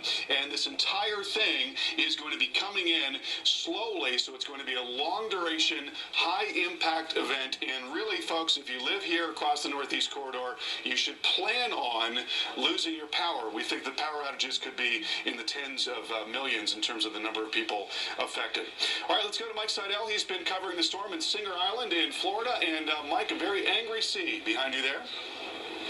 You've got that right, Carl. Looks like a giant wash tub. We've got 6 to 8 footers, white caps as far as the eye can see. The tide is now going out. It's going to be low in the next couple of hours. Next tide at 6:45, but I want to take the run up here and show you how much sand has been lost out here. We're talking about 5 5 or 6 feet of sand as I walk up the hill. It's not a cut like we sometimes see, but trust me, a lot of beautiful beach. These beaches, again, one of the many beaches being replenished up and down the coast by the Corps of Engineers. Meanwhile, here on the beach, we're getting some wind erosion.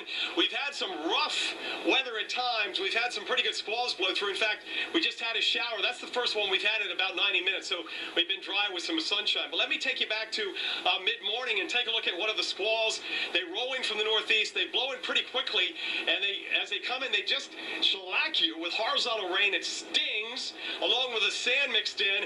And look at how the chairs are bobbing up and down. They're all tied down, these beach chairs. They didn't get blown down the beach, but you can see how the wind picked them up. So, again, the brush pile right now, as the storm goes by, the winds turn northwest.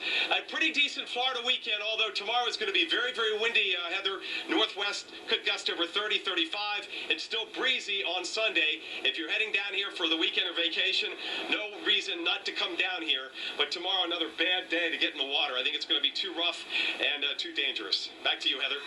All right. Well, thank you so much, Mike. And, good advice here about... We continue to track Hurricane Sandy, but look what it did here in Haiti. This video from Port-au-Prince, where Sandy, as you can see here, left a lot of structures in shambles, and some crumbling on their own, while others were just so unsafe they had to be torn down by hand. Very sad, and now concern grows along the East Coast, so it's time to start watching Sandy very closely, an unprecedented storm that is already making waves in Florida, and this is just the beginning. That's right, we have live team coverage tonight tracking Hurricane Sandy, which is still a Category 2 hurricane, but it looks like it may take on a different shape or a different form as it heads for the northeast, impacting millions of people before Halloween night. You're watching Weather Center Live from the Atlanta headquarters. And an extended show tonight. Good evening, everyone. I'm Crystal Ager. And I'm Kelly Cass. It's now 10:30 in Fort Lauderdale, Florida, 9:30 in St. Louis. All right, here's what we know right now and some of the areas we are most concerned about. This is where we stand with a Category 2 hurricane on our hands. We still have 100-mile-per-hour sustained winds moving to the northwest at 17 miles per hour. We will be getting an update from the National Hurricane Center within the next 30 minutes on Sandy's progress. Yeah, even though it looks like it may be doing some weakening through the Bahama Islands, we're still very concerned that as it moves up the East Coast, this could actually, as I mentioned, take on another form and impact so many people with power outages, very strong winds. So obviously the action has already been taken to prepare for Sandy here in the Bahamas, but we're still on alert mode along the east coast of Florida because the worst is yet to be seen. We're thinking tomorrow the winds could be sustained as high as 30 miles per hour, perhaps gusting even higher than that. And we're also talking about dangerous surf. We've got the rip current threat across the coast of Florida. Tropical storm warnings and watches are out now from parts of the Keys all the way up into Jacksonville. So something you certainly need to pay attention to as we head through the day tomorrow. And we have added this aware category across the coastal North Carolina area and up into Maine, all the way into New England. So it's a widespread area, one of the most populated areas of the country, where we think we could see an extreme storm. Increasing, confidence today in just how bad this could be. And more than 50 million people potentially impacted by Sandy. So, a lot of folks are starting to catch on. Sandy is something we don't want to have to reckon with, but our hurricane specialist, Dr. Greg Postel, joining us now from the Global Forecast Center. And Greg, it looks like it's pretty certain that we'll have some kind of impact there in the Northeast eventually. Yeah, I would say that's about right. We're starting to see more and more confidence in the forecast that indeed Sandy will make a direct impact in the Northeast. Even that may seem like a long way out early next week, there is growing confidence in the forecast that that will indeed occur. So let's look and see what we have right now. We are looking at the 8 o'clock advisory. A new one will be coming in the next few minutes, in the next 15-20 minutes very likely. This was at 8 o'clock this evening, 100-mile-per-hour storm, 965 in the pressure, and moving north-northwest at 18. Here's where the core of the system is right here, and that's about the center is about 250 miles east of the Florida coast. Moving again north-northwest to 17. That's roughly paralleling the Florida coast. And we do expect that tomorrow the impacts along along the Florida coast will be their worst. Generally a little bit worse than they were today. I think we'll see wind gusts, more widespread wind gusts, closer to 50 miles per hour tomorrow, with rain showers, of course, along all up and down the coast, very likely from Jacksonville down to Miami. Now, where's it going to go? Very likely over the next couple of days. Each one of these lines is a different forecast of where Sandy's center is likely to go, and so the closer these lines are together, that means the forecasts are agreeing with each other. So what we're seeing here is a high confidence in the forecasts that it will move very closely parallel to the east coast of Florida over the next 24 to 36 hours, then take a right turn just a little bit, and then move parallel again to the coast of the United States. And then this is where we need to start being concerned significantly for the folks in the Northeast, because there's a growing number of these lines that's showing up in these models that suggest a direct impact, that the center will move very close and come on shore here in the northeast part of the United States. Now, again, it's important to not focus on the center, because by the time it moves up that far, we think it'll be a very large storm, perhaps with winds as tropical storm force extending out hundreds of miles from where the center makes landfall. So let's have a look more closely at the northeast, and you can see some of the forecasts have it coming in as far south as Virginia Beach, and some of them farther to the north, perhaps even in down east Maine. But really, you have to look at this and say to yourself, there's a cluster of model solutions here that bring Sandy in that general direction. So in this region, we need to be more concerned perhaps than ever before that this is an evolving situation that needs more and more attention as these models come into better agreement with passing time. Now, here we go. Here are impacts for the Carolinas.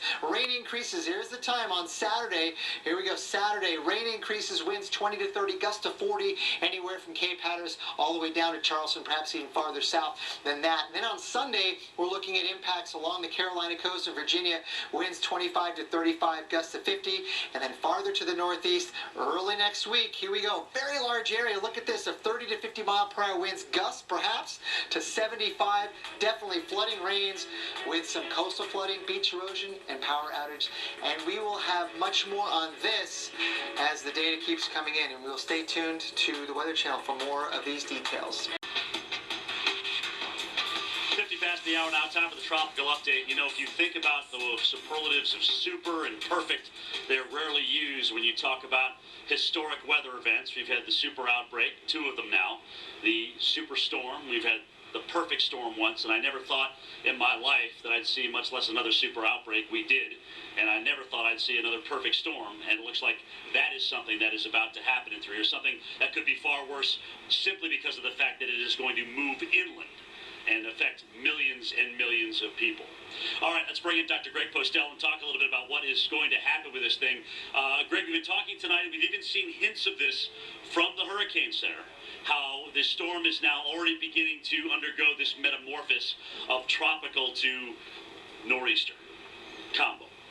Yes, it's starting to show some signs that maybe that's ongoing. I mean, there's some winds aloft and some dry air and some influence from systems around it that are beginning to overspread Sandy right now. Let's look at the latest advisory from the Hurricane Center, just to refresh everybody and show this is where we are right now. Latest advisory as of 8 o'clock Eastern Time. The winds are 100 miles per hour still, 965 on the pressure. That is pretty low. Normally we think of 965 associated with stronger winds, but what it's telling us is that that pressure is 965, it's low, but it's spread out over a large area. So it's really the change in the pressure that is related to the wind, not the actual minimum in pressure, but the change of the pressure. So we're seeing a very gradual change in pressure that's spread out over a large area. And it's moving north-northwest at 17 miles an hour, and that's effectively paralleling the Florida coast right now. So let's see what we have here on the radar image. And you can actually tell where the center of the circulation is. It's right about here, east of the Bahamas, and a lot of rain, though, is being thrown back now toward the west here across eastern Florida, Miami, and places up the coast a little ways, Fort Pierce even. They have, I looked at some observations in the last couple of hours, generally sustained winds of 15 to 25 miles an hour with higher gusts. But of course, you know, when some of these stronger showers moves through, earlier today, in fact, some of these locations along the Florida coast saw wind gusts up to 50 miles per hour. So highly variable winds, generally though 15 to 25, but when a heavy shower comes over, gusting way above that. And there's some reports of the latest winds right now. Miami International's northeast is 17, gusts to 28. Look at some of these wave heights, though, 4 feet, 8 feet, and 14 feet there. So, we're starting to see some of the effects, and, you can even see on the satellite image that maybe there's some dry air that's trying to come into the circulation here. So that is all part and parcel of this whole metamorphosis, Jim, that you're talking about, that we will continue to see over the next several days as Sandy moves off to the north. All right, so let's talk a little bit about where, timing. Florida tomorrow, Saturday, Sunday, mid-Atlantic region, and then northeast Monday to Tuesday, right? Yeah, that's exactly right. I mean, here's the official cone from the Hurricane Center. Moving it parallel to the coast tonight, and then tomorrow during the day. Weaken it slowly, though, 90 miles per hour by tomorrow evening in about 24 hours. We'll see if it even is that strong at that time, but then it will begin to turn off toward the northeast there Saturday evening, 75 mile per hour Category 1, paralleling the coast. So here are the timing on some of the wind field measurements that we expect to be associated with this particular storm. This is the official forecast from the Hurricane Center. This area shaded in yellow is where the tropical storm sustained winds are, and they basically reach the coast. And here's the timing: midnight tomorrow night. That's about when the closest impact of the closest approach of these tropical storm force sustained winds will be, likely just offshore, and then the hurricane force gusts in shaded here in orange. And so that's the closest approach, I think, that the strongest winds will have about midnight tomorrow night to Florida. And then as we move the system northward, the winds expand considerably in all directions, and in fact some of the tropical storm force sustained winds may even go onshore here into South Carolina and North Carolina. Again, we're seeing sort of this expansion of the winds. Now let's look at the timing in Florida specifically for tomorrow. Anywhere from Miami to West Palm to Cocoa Beach, expect wind gusts perhaps to 50 miles an hour out of the northeast or north-northeast, with the center of Sandy well offshore, perhaps 150 miles. Again, a lot of the rain showers probably a little further west than what this model is showing, maybe making it onshore certainly halfway across the peninsula tomorrow, just based on some of the trends that we've seen today. We've seen the rain go all the way to the west coast. And then on Saturday, the winds weaken a little bit, but still gusting 35 all up and down the coast. In fact, the farther north you go, in particular Jacksonville on Saturday, wind gusts 45 to 50 miles per hour. Definitely not out of the question with rain showers. So definitely a stormy day there. Now, Jim, this is what we were looking at last night, and this is something that we need to keep looking at, is what happens with these models, this divergence in the models. And I'll show you, and you can go through it and raise a point anytime here, because we're looking at two models right here, what they think is going to happen. In the blue is where the European model thinks Sandy's going to go, in the red where the GFS thinks it goes. And we'll move forward in time here. You can start to see some separation there. Right, but the point too is they're a little bit closer together. Yep. But they're both a very deep, low pressure system. So wherever that center point is, that's inner circle, the small circle, right in which here, is where they indicate from the isobars the deepest center of low pressure, out to the north and east of that is where we're going to have the biggest impacts on the ocean. So that means all the surge, all the wave setup gets rolling into, let's say, with the first scenario, the European Ocean City, you've got the whole Jersey Shore, you've got Long Island Sound, you've got New York Harbor. It will be higher than Irene, okay? With the model pressure and the size is what it's going to be when it eventually makes landfall. At that point, if that's the point, it will be a worse setup than Irene, period. Now, if the storm comes over New York City, it'll probably be very similar. But we'll still have that water, all that water pushing up into New York Harbor, all that water pushing up into Narragansett, Buzzards Bay, the Cape. So there will be wave action, there will be surge. Really, both scenarios indicate a much worse scenario than what Irene painted for New York City. So I want people to put that into context from what we know right now. Certainly the models could still change, but given the information that we have right now, Dr. Postel, this is what we see. And then inland, major disruptions in transportation and commerce, both on the ground and in the air. Yeah. Period. At least through the day on Monday, right? Yeah, you're absolutely right. And your comparison with Irene is exact, because what we're seeing here is a system that's really coming abruptly onshore, and it's not only that, the trajectory of it, but also the nature of it. Right. It's a lot different beast we're dealing with here, and we're starting to see more and more agreement with the models that it is indeed going to take that left turn, very likely late on Saturday. Each one of these lines represents a forecast, a different forecast of where it thinks the center of Sandy is going to go. Here it is right here. When these lines are close together, that means all the forecasts are pretty much in agreement, so that we have a high confidence that it's going to move roughly parallel to the coast for the next day, day and a half. And then we start to see, this is the separation that you were talking about, Jim, but this is really important because we're starting to see less of a separation as we head towards early next week. Just to give you a timeline, this is early next week. We're seeing a lot more clustering in this area, and this is what makes, I think, everybody nervous, is we're starting to see more models go into this region right in here along that trajectory. Yeah. And I think it's important to note, too, especially with this southern track, there is a lot more leaf canopy still on the trees. All right, so that's going to act like little parachutes and grab the wind. So I think the wind damage potential, the farther south of a landfall, if you want to call it that, is going to be higher. So, everybody certainly has a chance at power outages and tree damage here, okay? We don't want to take that away. But I think that the deeper the leaf canopy would be more, if you will, into Virginia, into Maryland, into northern North Carolina, even West Virginia and southern Pennsylvania. That's where many of these trees are still very, very well leafed, as I witnessed last year when I was in Harrisburg, Pennsylvania for Snowtober. So Greg Postel, 2 years in a row here, the potential for millions to be in the... Sandy is quickly becoming a threat to Palm Beach County, Florida. Schools closed early today, and officials have canceled classes tomorrow. Although Sandy isn't expected to make landfall in Florida, they will feel effects like gusty winds, rainfall, and thunderstorms. And hello, welcome back to Day Planner. We continue to track Hurricane Sandy, now just shy of a Category 3 hurricane. Now the storm is racing toward the Bahamas, but its effects are already being felt along the Florida coast. Our coverage of Hurricane Sandy continues with meteorologist Mike Seidel and Jim Cantori in Singer Island, Florida, and our team of experts here in the studio. And with the latest on Sandy, here's Vivian. Yeah, as of the latest advisory from the National Hurricane Center, the winds are still up to 105 miles an hour. Let's show you the very latest as it moves north at about 18 miles an hour. So it's moved, 16 miles an hour. So it's moving fairly quickly. Over the last 24 hours, it moved through Jamaica and then the eastern tip of Cuba, now making its way into the southwestern Atlantic. We begin our team coverage now with our hurricane specialist, Carl Parker.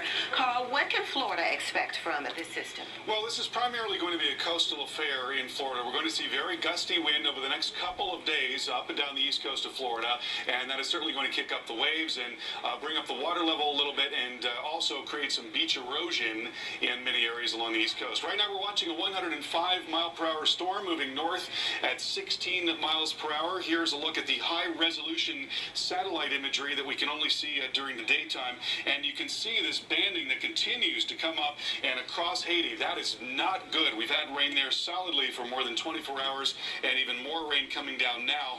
And the core of the storm is now right there. You can see the big burst of thunderstorms that really is starting to get more organized now that it's come off the coast of Cuba and moving into the southernmost islands in the Bahamas. Long Island in for some of the worst weather here, as well as a Great Exuma, and then also Cat Island right there as the storm continues northward. And on the periphery of the storm, we are getting some effects, some rain and some stronger storms moving in with winds generally gusting between 20 and 30 miles per hour. That is going to continue out of the northeast today, winds increasing a bit tonight, and then tomorrow as the storm passes by to the east, the area of strongest winds will extend from the central Florida east coast, the Space Coast, down through Martin, St. Lucie counties and down into West Palm Beach, winds gusting to 50 miles per hour there, and maybe a bit stronger, especially in thunderstorms. And then on Saturday, still strong wind in the northern part of the state, but the wind begins to settle down in South Florida. Now, where's the storm going to go? We think it will continue off to the north initially and then turn to the northeast. There's a fair amount of model agreement about that fact.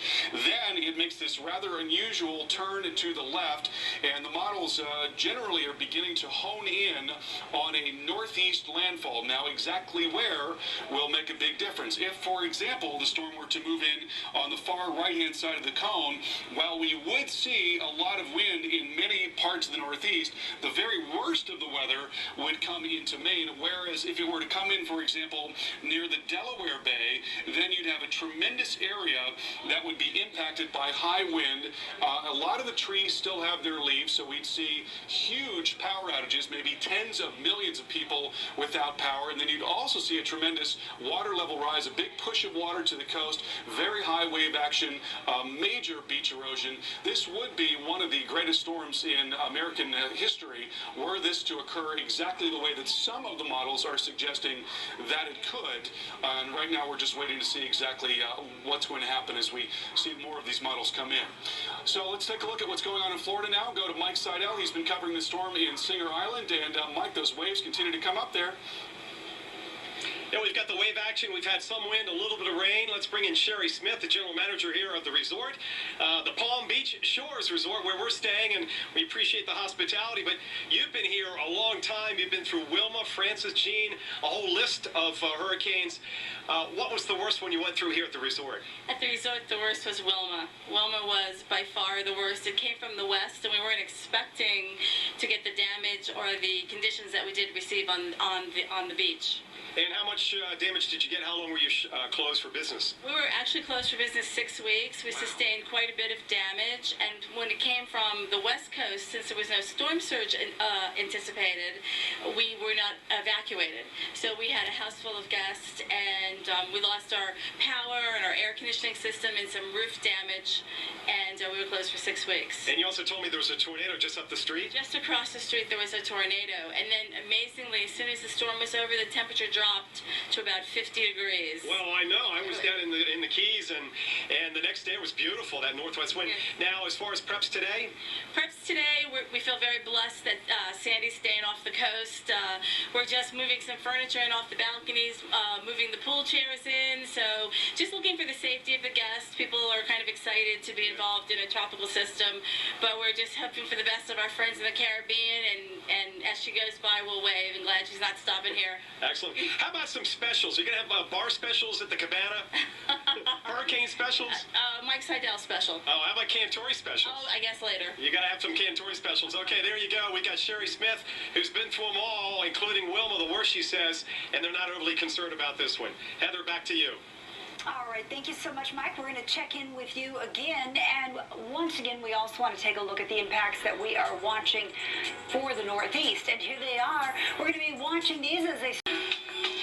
If you live along the East Coast, you need to be on alert as we're watching Sandy. Right now, it's over the Caribbean. Getting ready, actually. It has pushed north of Cuba, so it's moving into the open waters of the Atlantic Basin.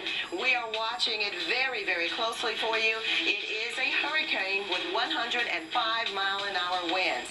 There you see the threat now anywhere from the east coast of Florida all the way to New England. Sandy could become a rare meteorological event like the perfect storm of 1991. The Halloween nor'easter absorbed Hurricane Grace and created a storm that sunk dozens of fishing vessels in waves well over 30 feet. Our affiliate now in Massachusetts talks with the fishermen preparing for Sandy right now. No one believes it's going to happen until it does. That's the problem with storms like the one possibly headed our way next week. Even with the best predictors and looking at all the computer models, it's still tough to convince a fisherman, like the lifelong ones here in Gloucester, Massachusetts, that a big storm is going to hit. I looked at every storm they ever did, and I can look at the seagulls. They'll tell me more than the weatherman's done. Jaded as they are, no one knows like these fishermen at the Crow's Nest just how dangerous the sea can be, especially when a hurricane churns up the ocean beneath their boat. I've been fishing 50 years. They seem quite big, a little scary, but if you have too much fear, you can't do your job. I've been on 9 boats that sank, so, I'm still alive. Pretty much all these men knew the crew of the Andrea Gale, immortalized in the movie The Perfect Storm.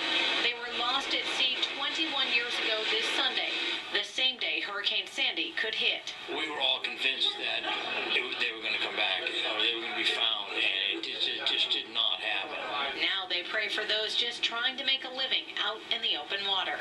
I think about those people that are out there on the water because it's not going to affect me that bad. A tree might fall in the house, something like that. But those people that are out there really at the mercy of the storm. That's why charter captains like Nick Danicus of Cape Ann Whale Watch will be making his last trip Saturday and then securing his boat appropriately named the Hurricane 2 and wrapping things up for the season. Because when the wind comes from the northeast this way, this thing acts like a big kite, and it pulls all this whole dock over this way. Captain Nick says he'll be putting out hurricane cables to try to secure this area to keep his whale watching boat from being damaged. In Gloucester, Massachusetts, Alicia Palumbo, NECN. All right, let's get the latest now on Hurricane Sandy's path. Our hurricane specialist, Carl Parker, joins us now. And Carl, I'll tell you what, we're comparing it to the perfect storm, but the thing about it is that the perfect storm was out over open waters. Sandy could actually have a bigger impact because it very well could move inland over the northeast. Yeah, we think that's going to be the case. It's looking more and more like that. The question is just where exactly along the coast is that going to occur? And I want to show you the American model, the U.S. GFS model, very solid performer. Look at the size of this storm. Tremendous storm, the core of which in this case moving up into Maine. There would still be quite a bit of wind across much of the northeast and particularly in New England, but that is not quite as bad a scenario as what we're seeing on the European model, which takes the core of the storm right into the Delaware Bay and New Jersey. And so if we zoom in a little bit and slow this down, you can see that on Sunday the timing would be that we'd see very strong wind in the Carolinas, beginning to get much windier in the Mid-Atlantic region late Sunday, and then Monday would be the big day in New Jersey and Maryland, Delaware, Pennsylvania. Tremendous windstorm across the entire region, just a huge area of strong wind, potentially knocking out power to millions, and then you'd have a very long fetch, winds driving water on shore, piling up the water, creating huge waves and massive beach erosion there. This could be a storm for the ages, really, if it does happen just like that. Guys, back to you. All right, thanks so much, Carl. And the Weather Channel is Hurricane Central. You can always get the latest on Sandy, on air, online, and on your mobile device. So stay with us for every detail on this storm. And we want to show you now this look at Miami and Sandy's track.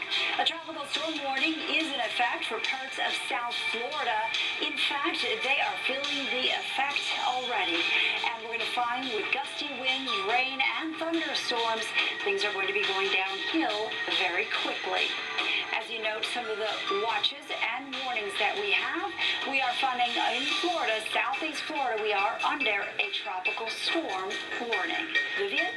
And we are looking at the overall impacts now of Sandy as it crossed over Jamaica and then eastern Cuba.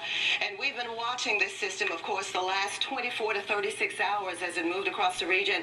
Now, here's a look at Cuba, or should I say Jamaica, first of all, because at 3 p.m. yesterday, it moved across the eastern tip there of Jamaica near the Kingston area as a Category 1 hurricane with winds of 80 miles an hour. And then it continued to move north of the island and approached the eastern tip of Cuba near Santiago de Cuba as a Category 2, as it did gain winds as it crossed back over open waters, and the winds were up to 110 miles an hour as it moved again just to the south of Cuba and then crossed over the region. And it's a path of destruction that is just the beginning, unfortunately. Meteorologist Stephanie Abrams takes a look at Sandy's impacts so far. This is what Hurricane Sandy, a high-end Category 2 storm, looked like on satellite as it slammed into the island of Cuba overnight. And this is the damage on the ground. Winds of 110 miles per hour struck the capital of Havana, dumping heavy rains and sending those on the streets running for cover. On Wednesday, Jamaica felt the brunt of Hurricane Sandy's wrath. On the outskirts of Kingston, rivers overflowed, bringing with it the dangerous threat of mudslides, the crumbling infrastructure teetering for its very survival. I was petrified. Florida resident Suzanne Bonane made the last flight out of the Bahamas Wednesday. She's seen what Sandy potentially will do as it now quickly approaches the Sunshine State. The surf was incredible. It was shockingly huge. I was really surprised that it could come up quite that quickly and be that dramatic. Now, those living along the East Coast from North Carolina to Maine are bracing for Sandy, which could strike nearly to the day of the infamous perfect storm 21 years ago. For the Weather Channel, I'm meteorologist Stephanie Abrams. And keep it tuned to the Weather Channel as we are Hurricane Central. You can always get the latest on Sandy on air, online, or from your mobile device. So stay with us for every detail on this deadly storm. Heather? And some light snow falling in Metro Denver late. And right now, all eyes are on Hurricane Sandy and the eastern U.S. Significant impacts already being felt along the Florida coast. And that is just the beginning.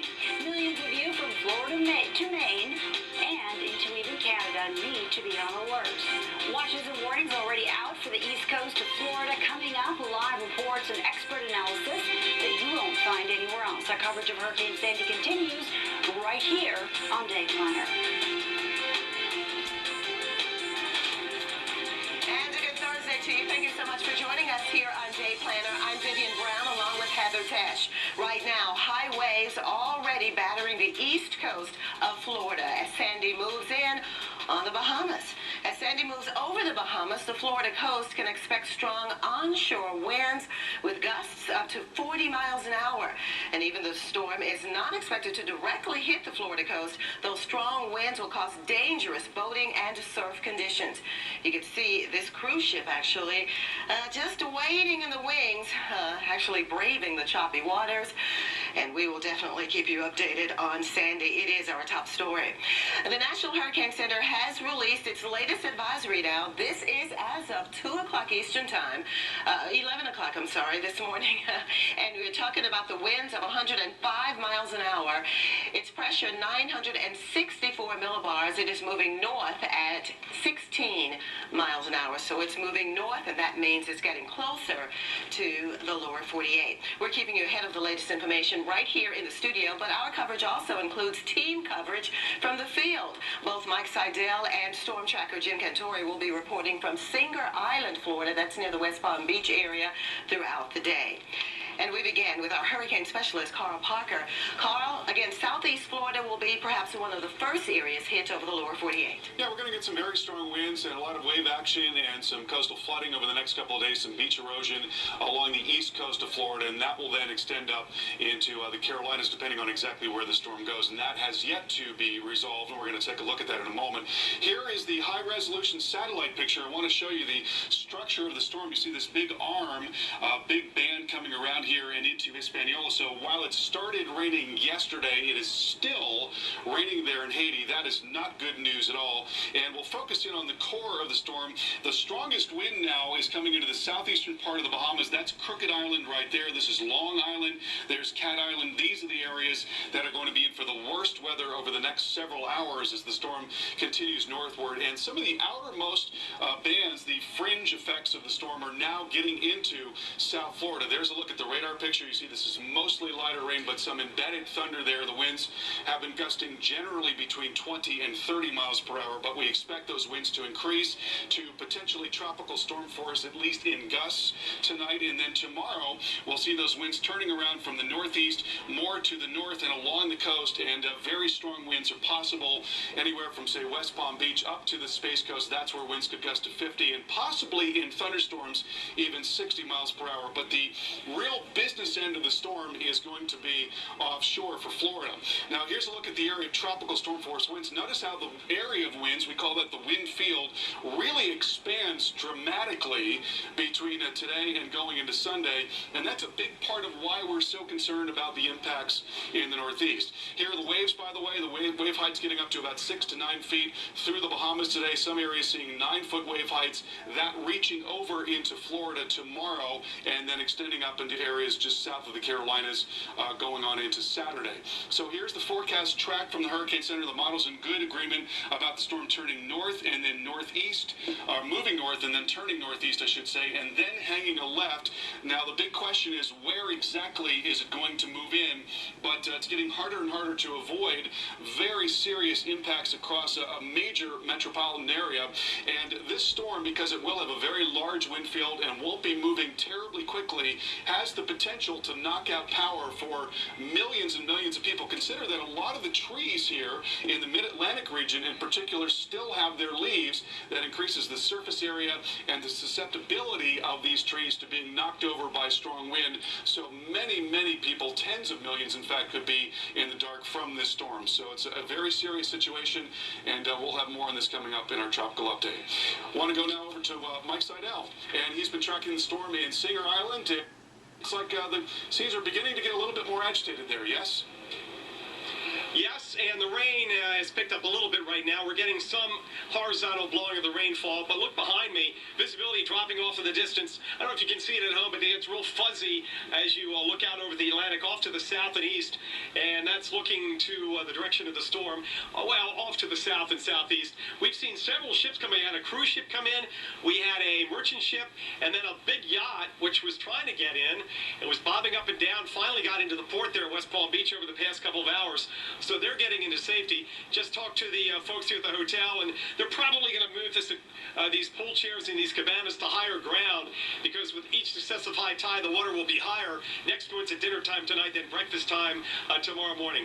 So a brush by here on the east coast of Florida with some wind and some rain, gusts maybe 50, 60, maybe some sporadic power outages, but nobody here is boarding up. They've pulled in anything that can be blown around, like pool furniture and chairs up on the balconies. That's the latest tether. We're going to watch and wait for the worst of it tonight and tomorrow, and then things will calm down Saturday and Sunday. Back to you. All right, thank you so much, Mike. We will check in, of course, with you and everyone else as we continue through this day, and we certainly want to fill you in more on the impacts, of course, Florida, as well as what we'll be seeing into the Northeast. Now, here's the effects for you, Florida. Gusty winds and rain, large waves, and then a very high rip current risk. As far as the Northeast, we're going to have more on those impacts coming up when we return. Stick around as we continue to cover Sandy.